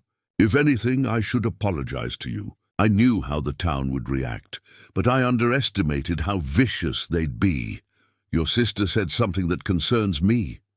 Eleanor moved into the room, choosing her words carefully. "About Grace, about what she'll think when she's older, about us, about how we came together. We'll tell her the truth when she's old enough to understand. That her mother died, bringing her into the world, and that I was fortunate enough to find someone who loved her as her own mother would have. But what if Judith is right? What if I'm damaging her prospects, her reputation, Elena?" Thomas crossed to her, placing his hands on her shoulders. "Look at me. My sister is bitter, scared, and angry that she's lost control of this household. Her words come from that place, not from truth or wisdom." His grip tightened slightly. "You are the best thing that's happened to Grace since Catherine died. You're patient with her, attentive, loving. You sing to her and rock her and do all the things I should be doing, but can't yet manage. Whatever the town says, whatever my sister believes, you are exactly what my daughter needs." Elena felt tears slip down her cheeks, despite her best efforts to contain them. "I'm scared, Thomas. Scared that you'll regret this. Scared that when my baby comes you'll see it as a burden rather than a blessing. Scared that I'm not strong enough to withstand what's coming." Thomas pulled her into an embrace, careful and respectful, but genuinely comforting. "You're the strongest person I know.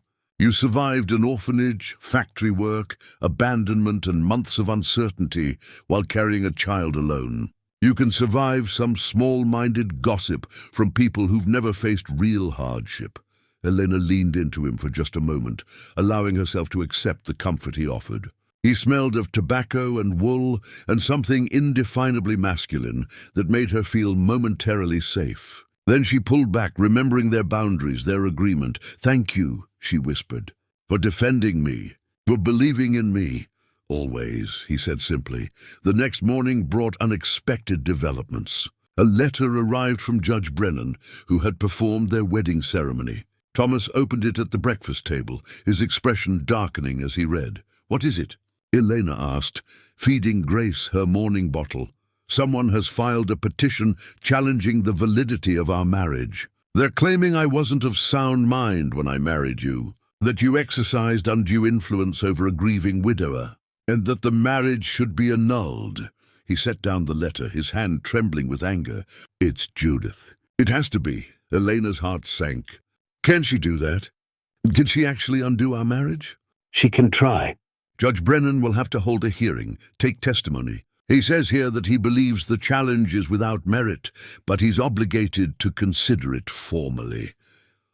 Thomas ran his hand through his hair. I didn't anticipate this level of interference. Maybe you should let her. Let the marriage be annulled. Let me leave before this gets worse." Elena's voice was hollow. "You could find a proper wife later, someone who doesn't bring all this complication."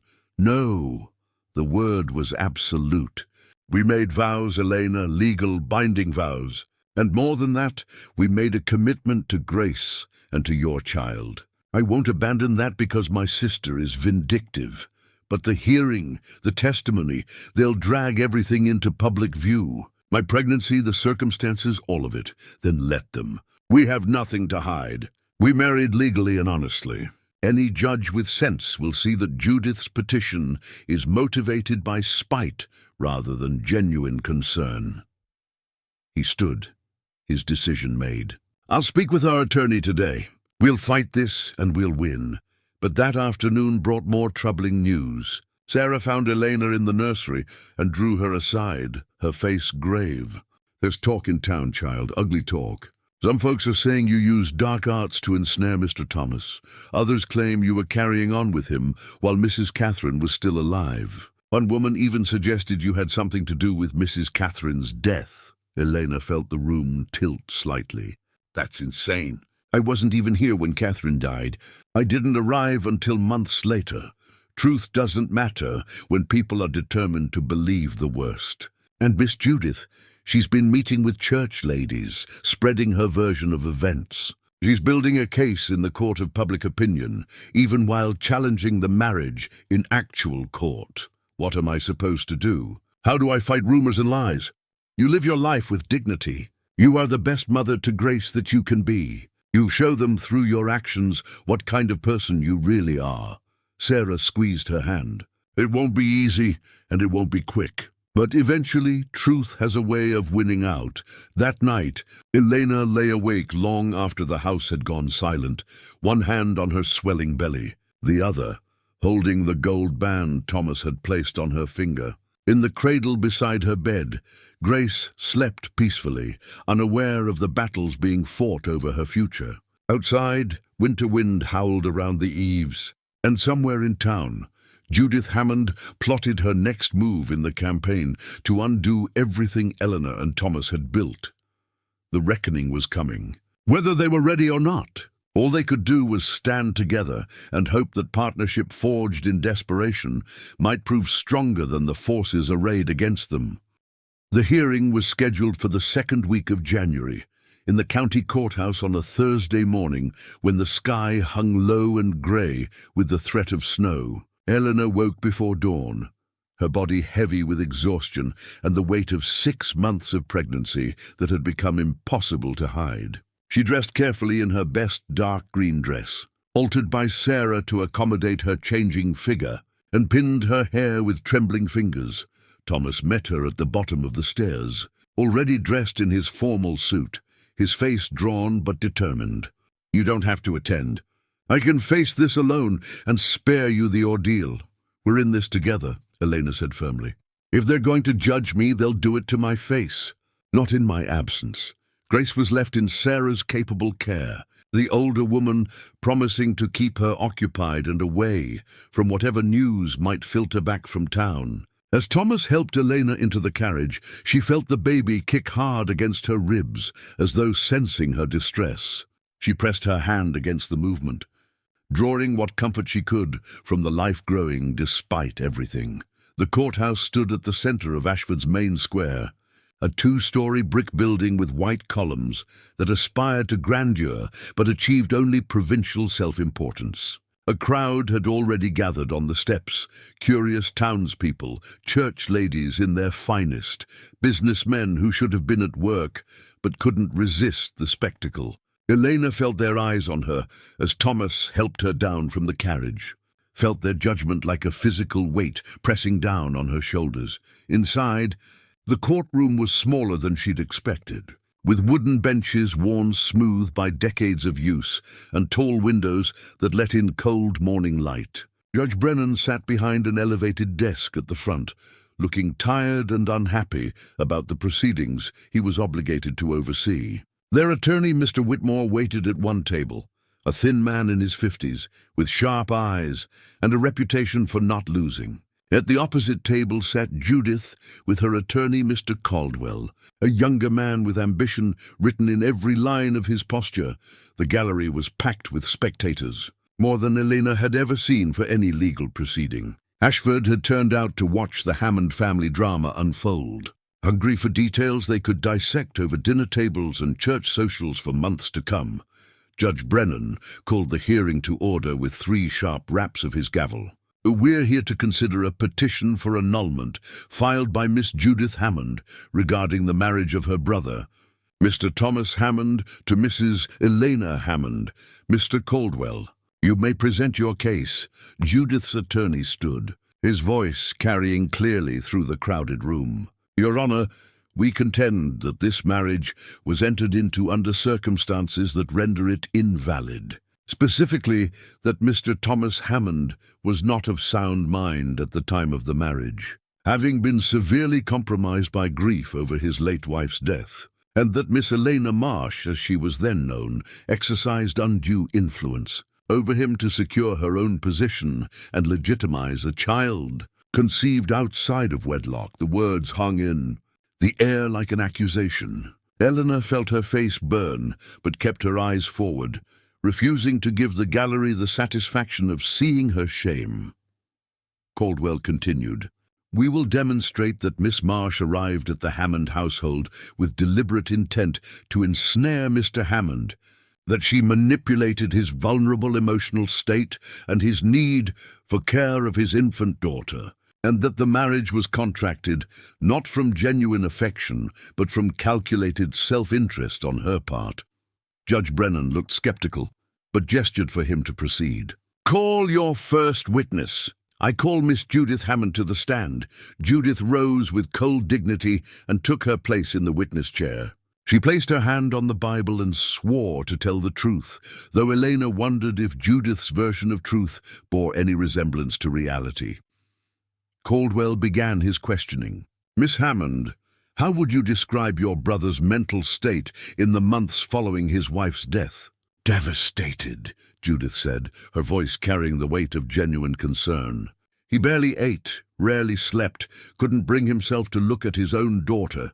He was not himself. Anyone who knew him could see that he was incapable of making sound decisions. And when Miss Marsh arrived to work in your household, what were your impressions of her?" "She seemed competent enough at first. Quiet, kept to herself.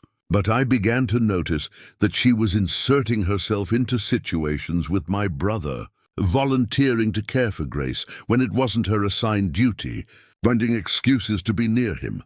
Judith's eyes flicked to Elena with cold accusation. It became clear she had designs on elevating her position and her physical condition. "When did you become aware of it?" "I suspected within the first few weeks. A woman knows these things. The way she moved, the way her dresses fit. I confronted her shortly before the marriage, but by then she'd already secured my brother's sympathy." Elena's attorney objected. "Speculation and assumption, Your Honor. Miss Hammond has presented no evidence of these alleged confrontations or observations." Sustained. "Stick to facts you can verify, Mr. Caldwell," Judge Brennan said wearily. The questioning continued for another 20 minutes, Judith painting a picture of a manipulative servant who had preyed on a vulnerable widower and trapped him into marriage through calculated deception. When she finished, Mr. Whitmore stood for cross-examination. "Miss Hammond, you testified that your brother was incapable of sound judgment. Yet during this same period, was he not successfully managing the estate's business affairs?" Judith hesitated. "He attempted to, yes, attempted, or succeeded, because I have here the estate's financial records showing that under his management during those months, several important contracts were negotiated and the property's debts were reduced by nearly 20%. Does that sound like a man incapable of rational decision-making? Business decisions and personal decisions are different. Indeed they are. So your brother was capable of complex financial management, but somehow incapable of deciding whom to marry." Whitmore's tone was pointed. "Or is it perhaps that he made a decision you disagreed with, and you're now attempting to use the courts to override his judgment?" "I'm trying to protect my niece from scandal and my brother from a fortune hunter." "A fortune hunter?" Whitmore raised his eyebrows. "Let's discuss this fortune. The Hammond estate is currently mortgaged, is it not? The tobacco crop has failed, income has declined significantly, and there are substantial debts outstanding. What exactly is this fortune you believe Mrs. Hammond was hunting?" The gallery murmured. Elena saw several faces registering surprise. Clearly, the town had not been aware of how precarious the Hammond finances had become. Judith's face flushed. "The property still has value, diminishing value, according to these records. If Mrs. Hammond were truly a calculating fortune hunter, she chose remarkably poorly." Whitmore shuffled his papers. "Now, you testified that you confronted Mrs. Hammond about her pregnancy before the marriage.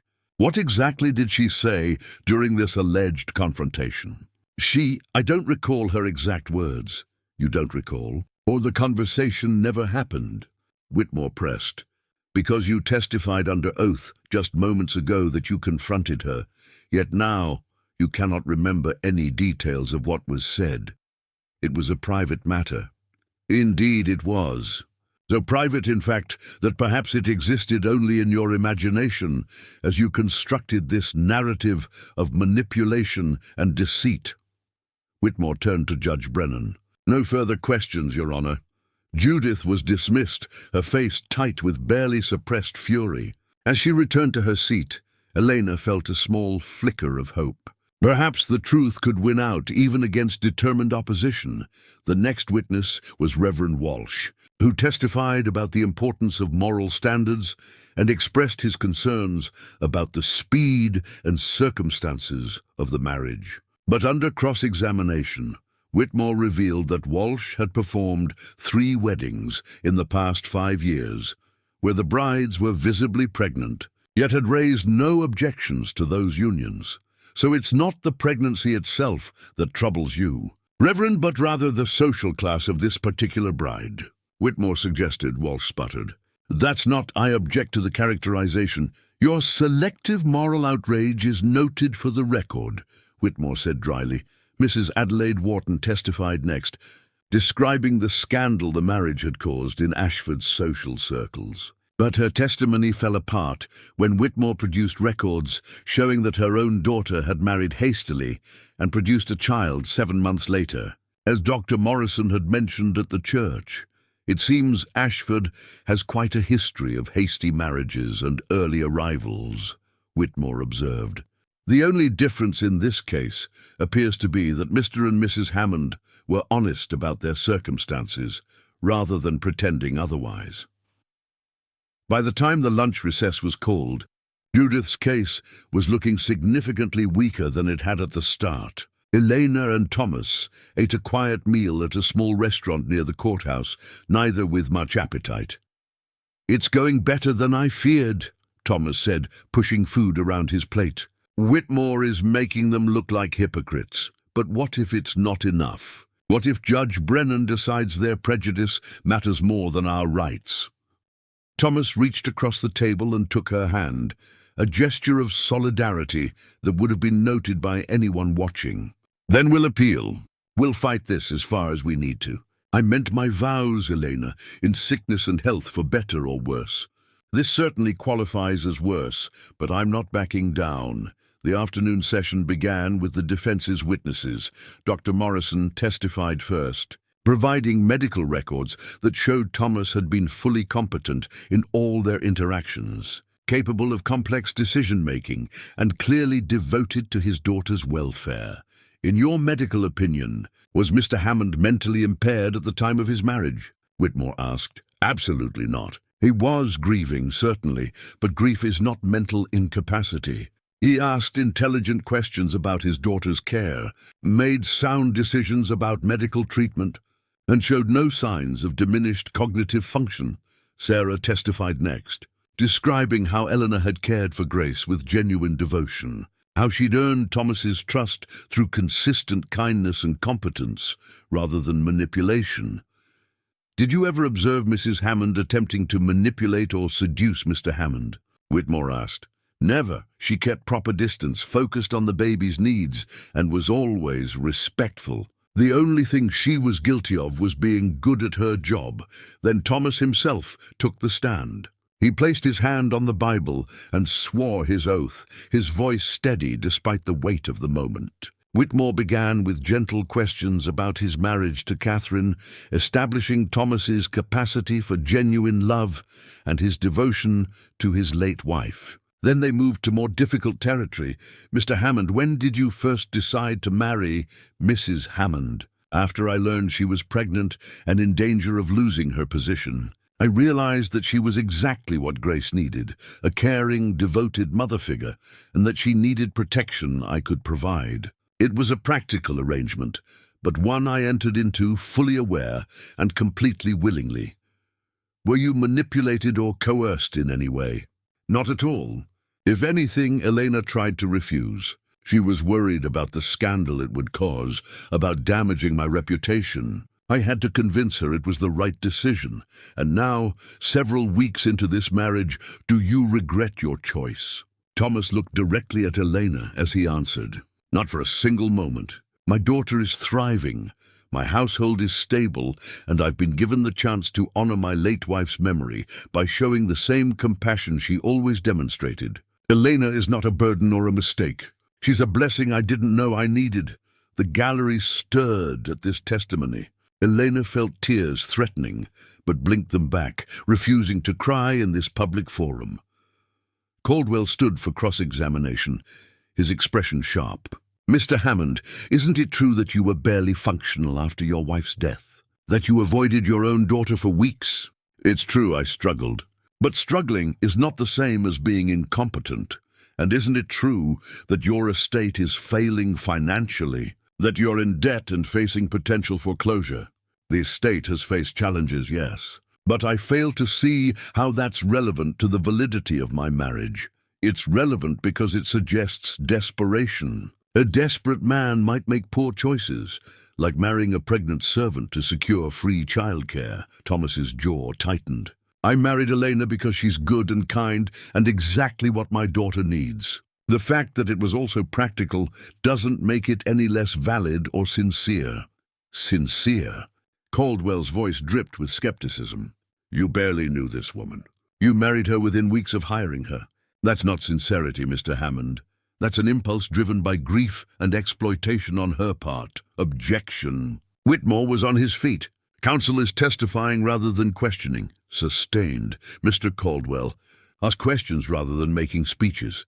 The cross-examination continued for another 30 minutes. But Caldwell couldn't shake Thomas's testimony or make him admit to regret or incompetence. When he was finally dismissed, Thomas returned to his seat beside Elena, his hand finding hers under the table and squeezing briefly.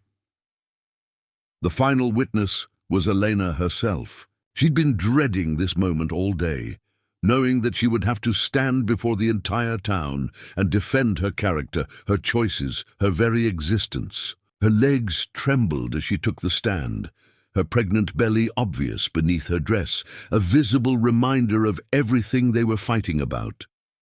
Whitmore's questions were gentle but direct. "Mrs. Hammond, when you arrived at the Hammond household, did you have any designs on marrying Mr. Hammond?" "No, sir. I was just desperate for work and a place to stay. I never imagined anything beyond that." "And when did Mr. Hammond first learn about your pregnancy?" "Not until after I'd been working there for several weeks. I'd been trying to hide it, knowing I'd lose my position if anyone found out." "Why didn't you seek help from the father of your child?" Elena took a breath, steadying herself. "Because he made it very clear he wanted nothing to do with me or the baby. He gave me money for a solution and told me I was on my own if I refused it." "And you refused?" "Yes, I couldn't do that. This baby is mine, and I'll love it no matter what it costs me." The honesty in her voice seemed to affect the gallery. Elena saw several women's expressions soften, recognition of shared humanity breaking through the armor of judgment. Whitmore continued, "What would have happened to you if Mr. Hammond hadn't offered marriage? I would have been dismissed when my pregnancy became obvious. I had nowhere to go, no family, very little money. I would have ended up," her voice caught. "I don't know where I would have ended up. A charity home, maybe, or worse. And do you love Mr. Hammond?" The question caught her off guard. Elena looked at Thomas, sitting at the defense table, his eyes on her with an intensity that made her breath catch. Did she love him? She loved his kindness, his integrity, his devotion to grace. She loved the way he'd protected her when he had no obligation to.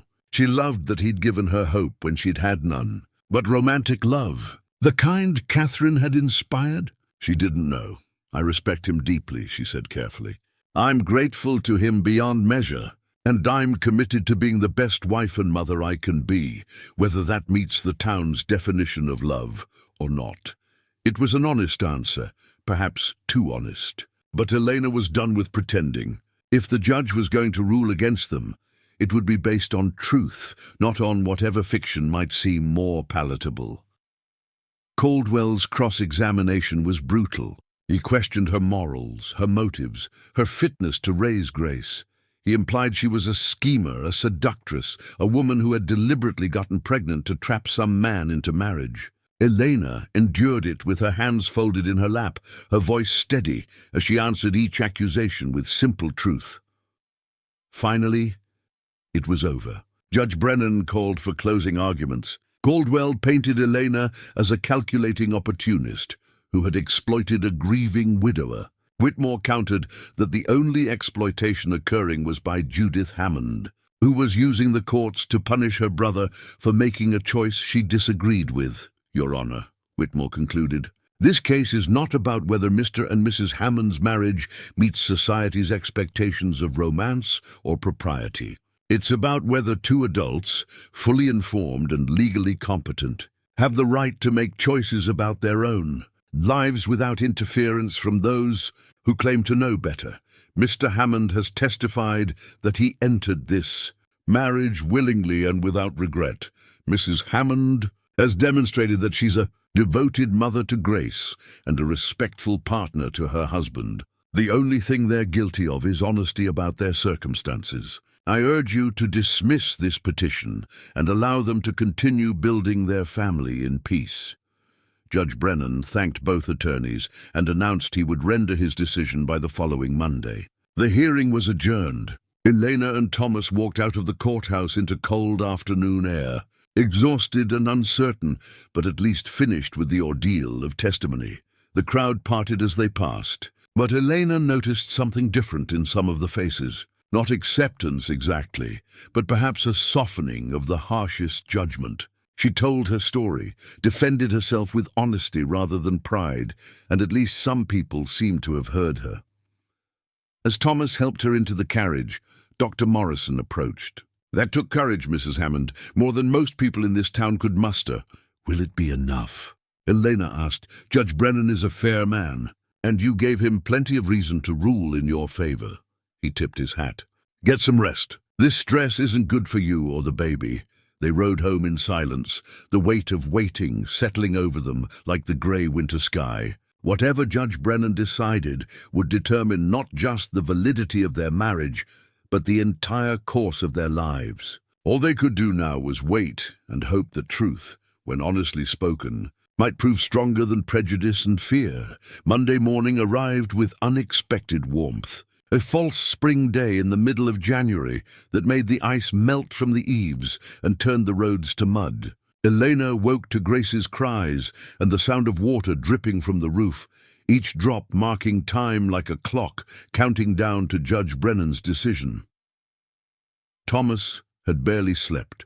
She'd heard him pacing the hallway at 3 a.m, his footsteps restless and troubled. Now, as she fed Grace her morning bottle, he appeared in the nursery doorway already dressed for town, his face grey with exhaustion. The judge will post his decision at the courthouse by noon, he said. I thought I'd go alone, spare you the— No. Elena set down the bottle, Grace protesting the interruption with a small cry. We go together. Whatever he's decided, we face it together. They left Grace with Sarah again, the older woman promising prayers and warm soup waiting whenever they returned. The ride into town was quiet, both of them wrapped in their own thoughts, preparing for outcomes they couldn't control. Elena's hand rested on her swollen belly, feeling the strong kicks that had become constant now. She was 7 months along, far enough that there would be no hiding anything anymore. Far enough that her baby's arrival was inevitable, whether she had a home to bring it to or not. The courthouse square was already crowded when they arrived. Half the town, apparently deciding that Monday errands could conveniently coincide with the posting of Judge Brennan's ruling. Elena felt their eyes tracking her progress from the carriage to the courthouse steps, felt the weight of speculation and judgment that had become as familiar as her own heartbeat. Inside, a small crowd had gathered around the bulletin board where legal notices were posted. Judge Brennan himself stood near his chamber's door, watching as his clerk pinned the decision to the board. When he saw Thomas and Elena enter, he nodded once. Whether in greeting or something more significant, Elena couldn't tell. The crowd parted slightly, allowing them to approach. Elena's heart hammered so hard she thought everyone must be able to hear it. Thomas's hand found hers, their fingers intertwining in a gesture of solidarity that had become natural over the past weeks. Together, they read the judge's decision in the matter of Judith Hammond versus Thomas Hammond and Eleanor Hammond. Petition for annulment. Having considered the testimony and evidence presented, this court finds as follows. Mr. Thomas Hammond demonstrated full mental capacity at the time of his marriage. His management of complex business affairs, his coherent testimony, and the medical opinion of Dr. Morrison all establish that grief, while present, did not render him incompetent to make binding legal decisions. Furthermore, this court finds no evidence of undue influence, coercion, or manipulation on the part of Mrs. Eleanor Hammond. The testimony establishes that Mr. Hammond initiated the proposal of marriage, that Mrs. Hammond initially resisted, and that both parties entered the union with clear understanding of its practical nature. While the circumstances of this marriage may be unconventional and may offend the sensibilities of some members of this community, unconventional circumstances do not constitute legal grounds for annulment. Two competent adults have the right to marry for whatever reasons they deem appropriate. Whether those reasons be romantic love, practical necessity, or any combination thereof, the petition for annulment is hereby denied. The marriage of Thomas Hammond and Eleanor Hammond is valid and legally binding.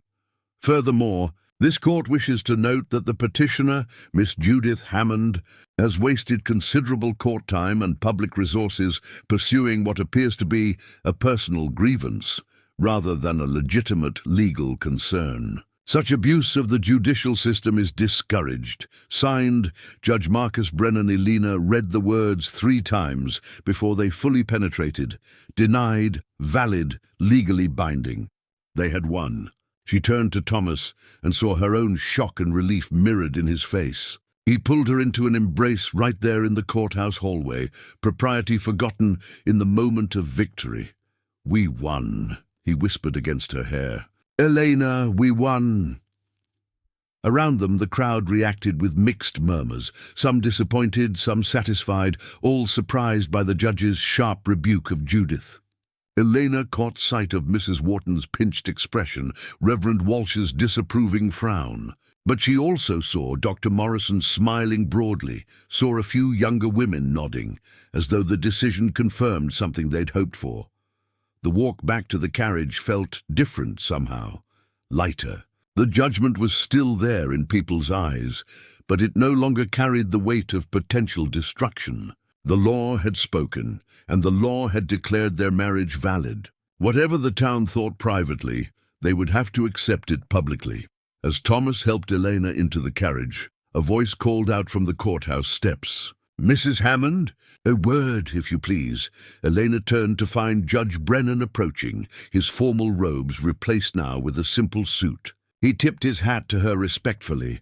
"I wanted to say, privately, that you conducted yourself with remarkable dignity during that hearing. It takes courage to defend your choices so honestly in front of a hostile audience." "Thank you, Your Honor. I just told the truth." "Truth is often the hardest thing to tell." He glanced at Thomas, then back to Elena. "You've been given a fresh start. Mrs. Hammond, I hope you'll both make the most of it." "We will," Elena promised. The judge departed, and they rode home through muddy roads that sparkled in the unseasonable sunshine. When they arrived, Sarah met them at the door with Grace in her arms and tears streaming down her broad face. "I knew it," she said, laughing and crying simultaneously. "I knew that judge had sense. Come here, both of you, and let me hug the life out of you." They spent the evening in quiet celebration, a better dinner than usual, the good china brought out, Grace allowed to stay up past her bedtime. But beneath the relief, Elena felt something else stirring. The legal battle was over, but the real work of building a life together was just beginning. They had a marriage validated by law, but not yet fully formed by lived experience. They had promised partnership, but were still learning what that meant in daily practice. That night, after Grace was settled and the house had grown quiet, Elena found herself unable to sleep despite her exhaustion. She stood at her window watching moonlight silver the winter landscape, one hand on her belly where the baby kicked with increasing strength. In 2 months, maybe less, she would bring her child into this world, into this house, this strange marriage, this complicated family they were constructing piece by careful piece. A soft knock at her door made her turn. "Come in." Thomas entered, still fully dressed, a bottle of wine and 2 glasses in his hands. "I thought we might toast our victory properly. If you're allowed wine in your condition, that is. I realize I should have asked Dr. Morrison." Eleanor smiled. "A small glass won't hurt. The baby seems vigorous enough to survive my occasional indulgences." He poured for both of them, then raised his glass. "To honest partnerships and unconventional families. To fresh starts," Elena added, clinking her glass against his. They drank, then stood in companionable silence. Finally, Thomas spoke. "I've been thinking about what comes next. After the baby is born, I mean. We've been so focused on surviving the immediate crises that we haven't planned for the future. What kind of future did you have in mind?" "A real one. Not just an arrangement we're maintaining out of necessity, but an actual life together." He set down his glass, choosing words carefully. "I don't expect romantic love, Elena. I'm not sure I'm capable of that anymore. But I do think we could build something meaningful. Partnership that grows into genuine friendship, shared purpose in raising the children, maybe even contentment if we're fortunate." Elena considered this. In the weeks since their marriage, she'd grown comfortable with Thomas in ways she hadn't anticipated. She trusted his judgment, relied on his support, enjoyed their conversations during the quiet evenings when Grace slept and the house was peaceful. Was that love? Perhaps not in the passionate sense, but it was something, and something was more than she'd ever expected to have. "I'd like that," she said. "Building something real, I mean. I'm tired of just surviving. I want to live, then let's make that our goal. Starting tomorrow, we stop defending and start building." Thomas moved to the door, then paused. "Elena, thank you. For staying, for fighting, for believing this could work when you had every reason to run. Where would I run to? This is home now, for better or worse." He smiled at the echo of their vows, then left her to her thoughts and the restless movements of the child who would soon join their unexpected family. The weeks that followed were marked by subtle shifts that accumulated into significant change. Thomas began spending more time with Grace, no longer avoiding the nursery, but actively participating in her care. He learned to change diapers with fumbling determination, to soothe midnight cries with patient walking, to make funny faces that brought out Grace's first real smiles. Elena watched him transform from a man paralyzed by grief into a father learning to love his daughter despite the pain her existence represented. The estate's financial troubles remained significant, but Thomas attacked them with renewed energy. He negotiated new contracts for the remaining tobacco, explored alternative crops that might prove more profitable, and began making difficult decisions about which lands to sell and which to keep. Elena found herself drawn into these discussions, her practical mind proving useful in ways neither of them had expected. She had experience with scarcity, with making small resources stretch far, and her suggestions about reducing household expenses and increasing efficiency were immediately valuable. "You have a good head for this," Thomas said one evening as they reviewed accounts together in the study. "Better than mine, honestly. I was raised to manage an estate in prosperity, not to save one from ruin." "I was raised to survive on nothing," Elena replied. "It's amazing how creative you can be when the alternative is starvation." In February, they received an unexpected visitor. A carriage arrived bearing a distinguished older woman with silver hair and Catherine's eyes. Thomas's mother-in-law, Mrs. Elizabeth Thornton from Charleston, had made the long journey north despite winter weather and her advancing age. Elena met her in the parlor, heavily pregnant and terrified of this encounter with Catherine's mother. Mrs. Thornton studied her with sharp intelligence, and then surprised Elena by taking both her hands. "I've heard the stories, of course. All of Charleston has heard about Thomas's scandalous marriage. I came to see for myself what kind of woman had replaced my daughter. Elena lifted her chin.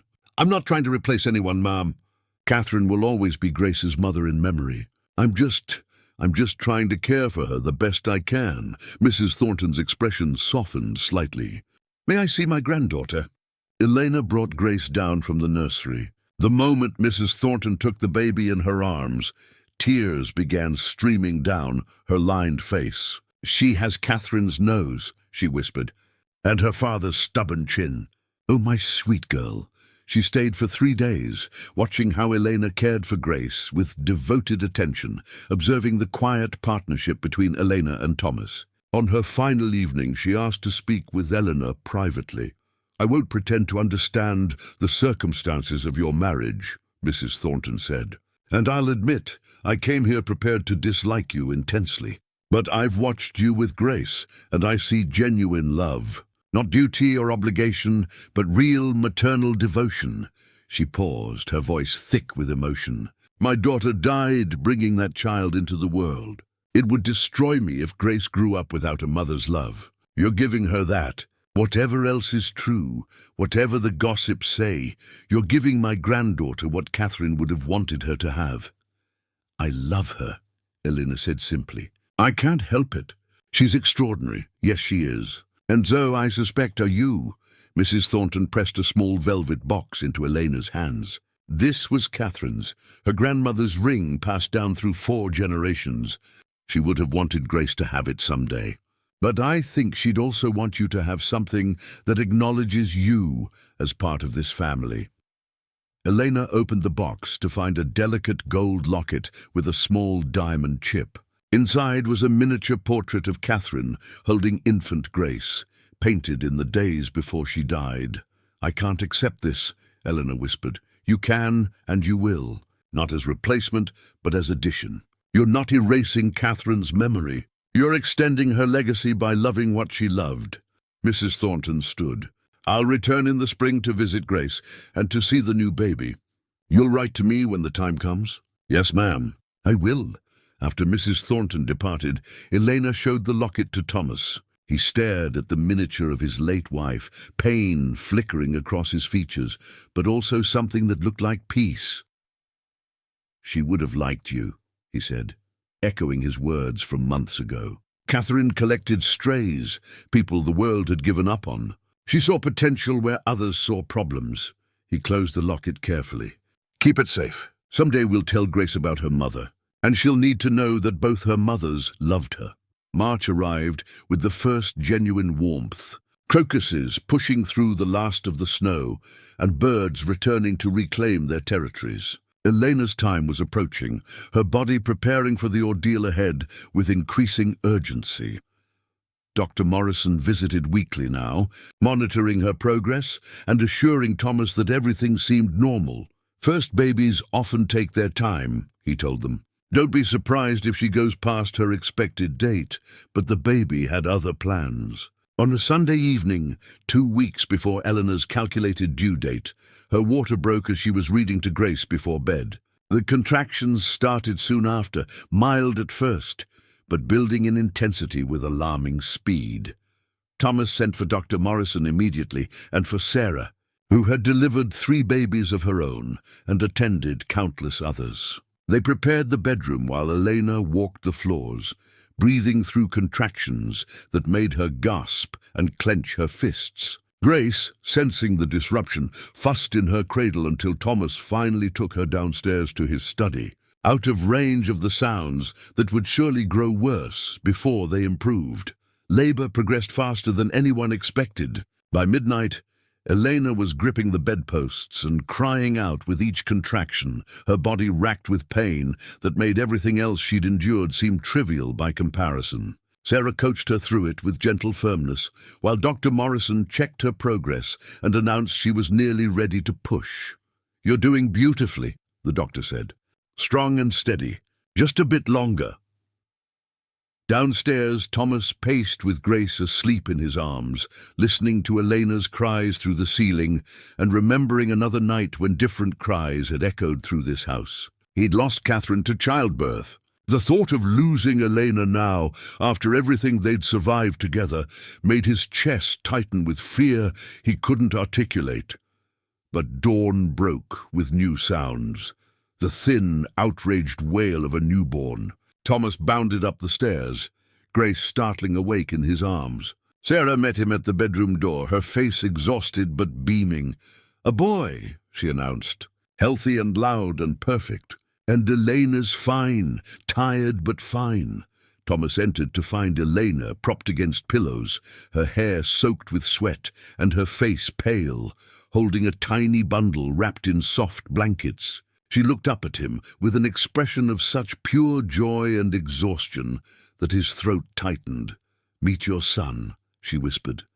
Thomas crossed to the bed, Grace still in his arms, and looked down at the red-faced infant. The baby had dark hair like Elena, a small nose, and tiny fists waving furiously at the indignity of being born. "He's perfect," Thomas said, genuinely meaning it. This child might not be his by blood, but he was part of their family, part of the life they'd built together. "Have you chosen a name?" Elena looked at the baby, then at Thomas. "I thought if you approved, we might name him James Edward. Edward for your father, and James because I want him to have a fresh start with his own name, not weighted down by ghosts." "James Edward Hammond," Thomas said, testing the sound. "It's perfect." Dr. Morrison departed after ensuring both mother and baby were stable, promising to return the next day.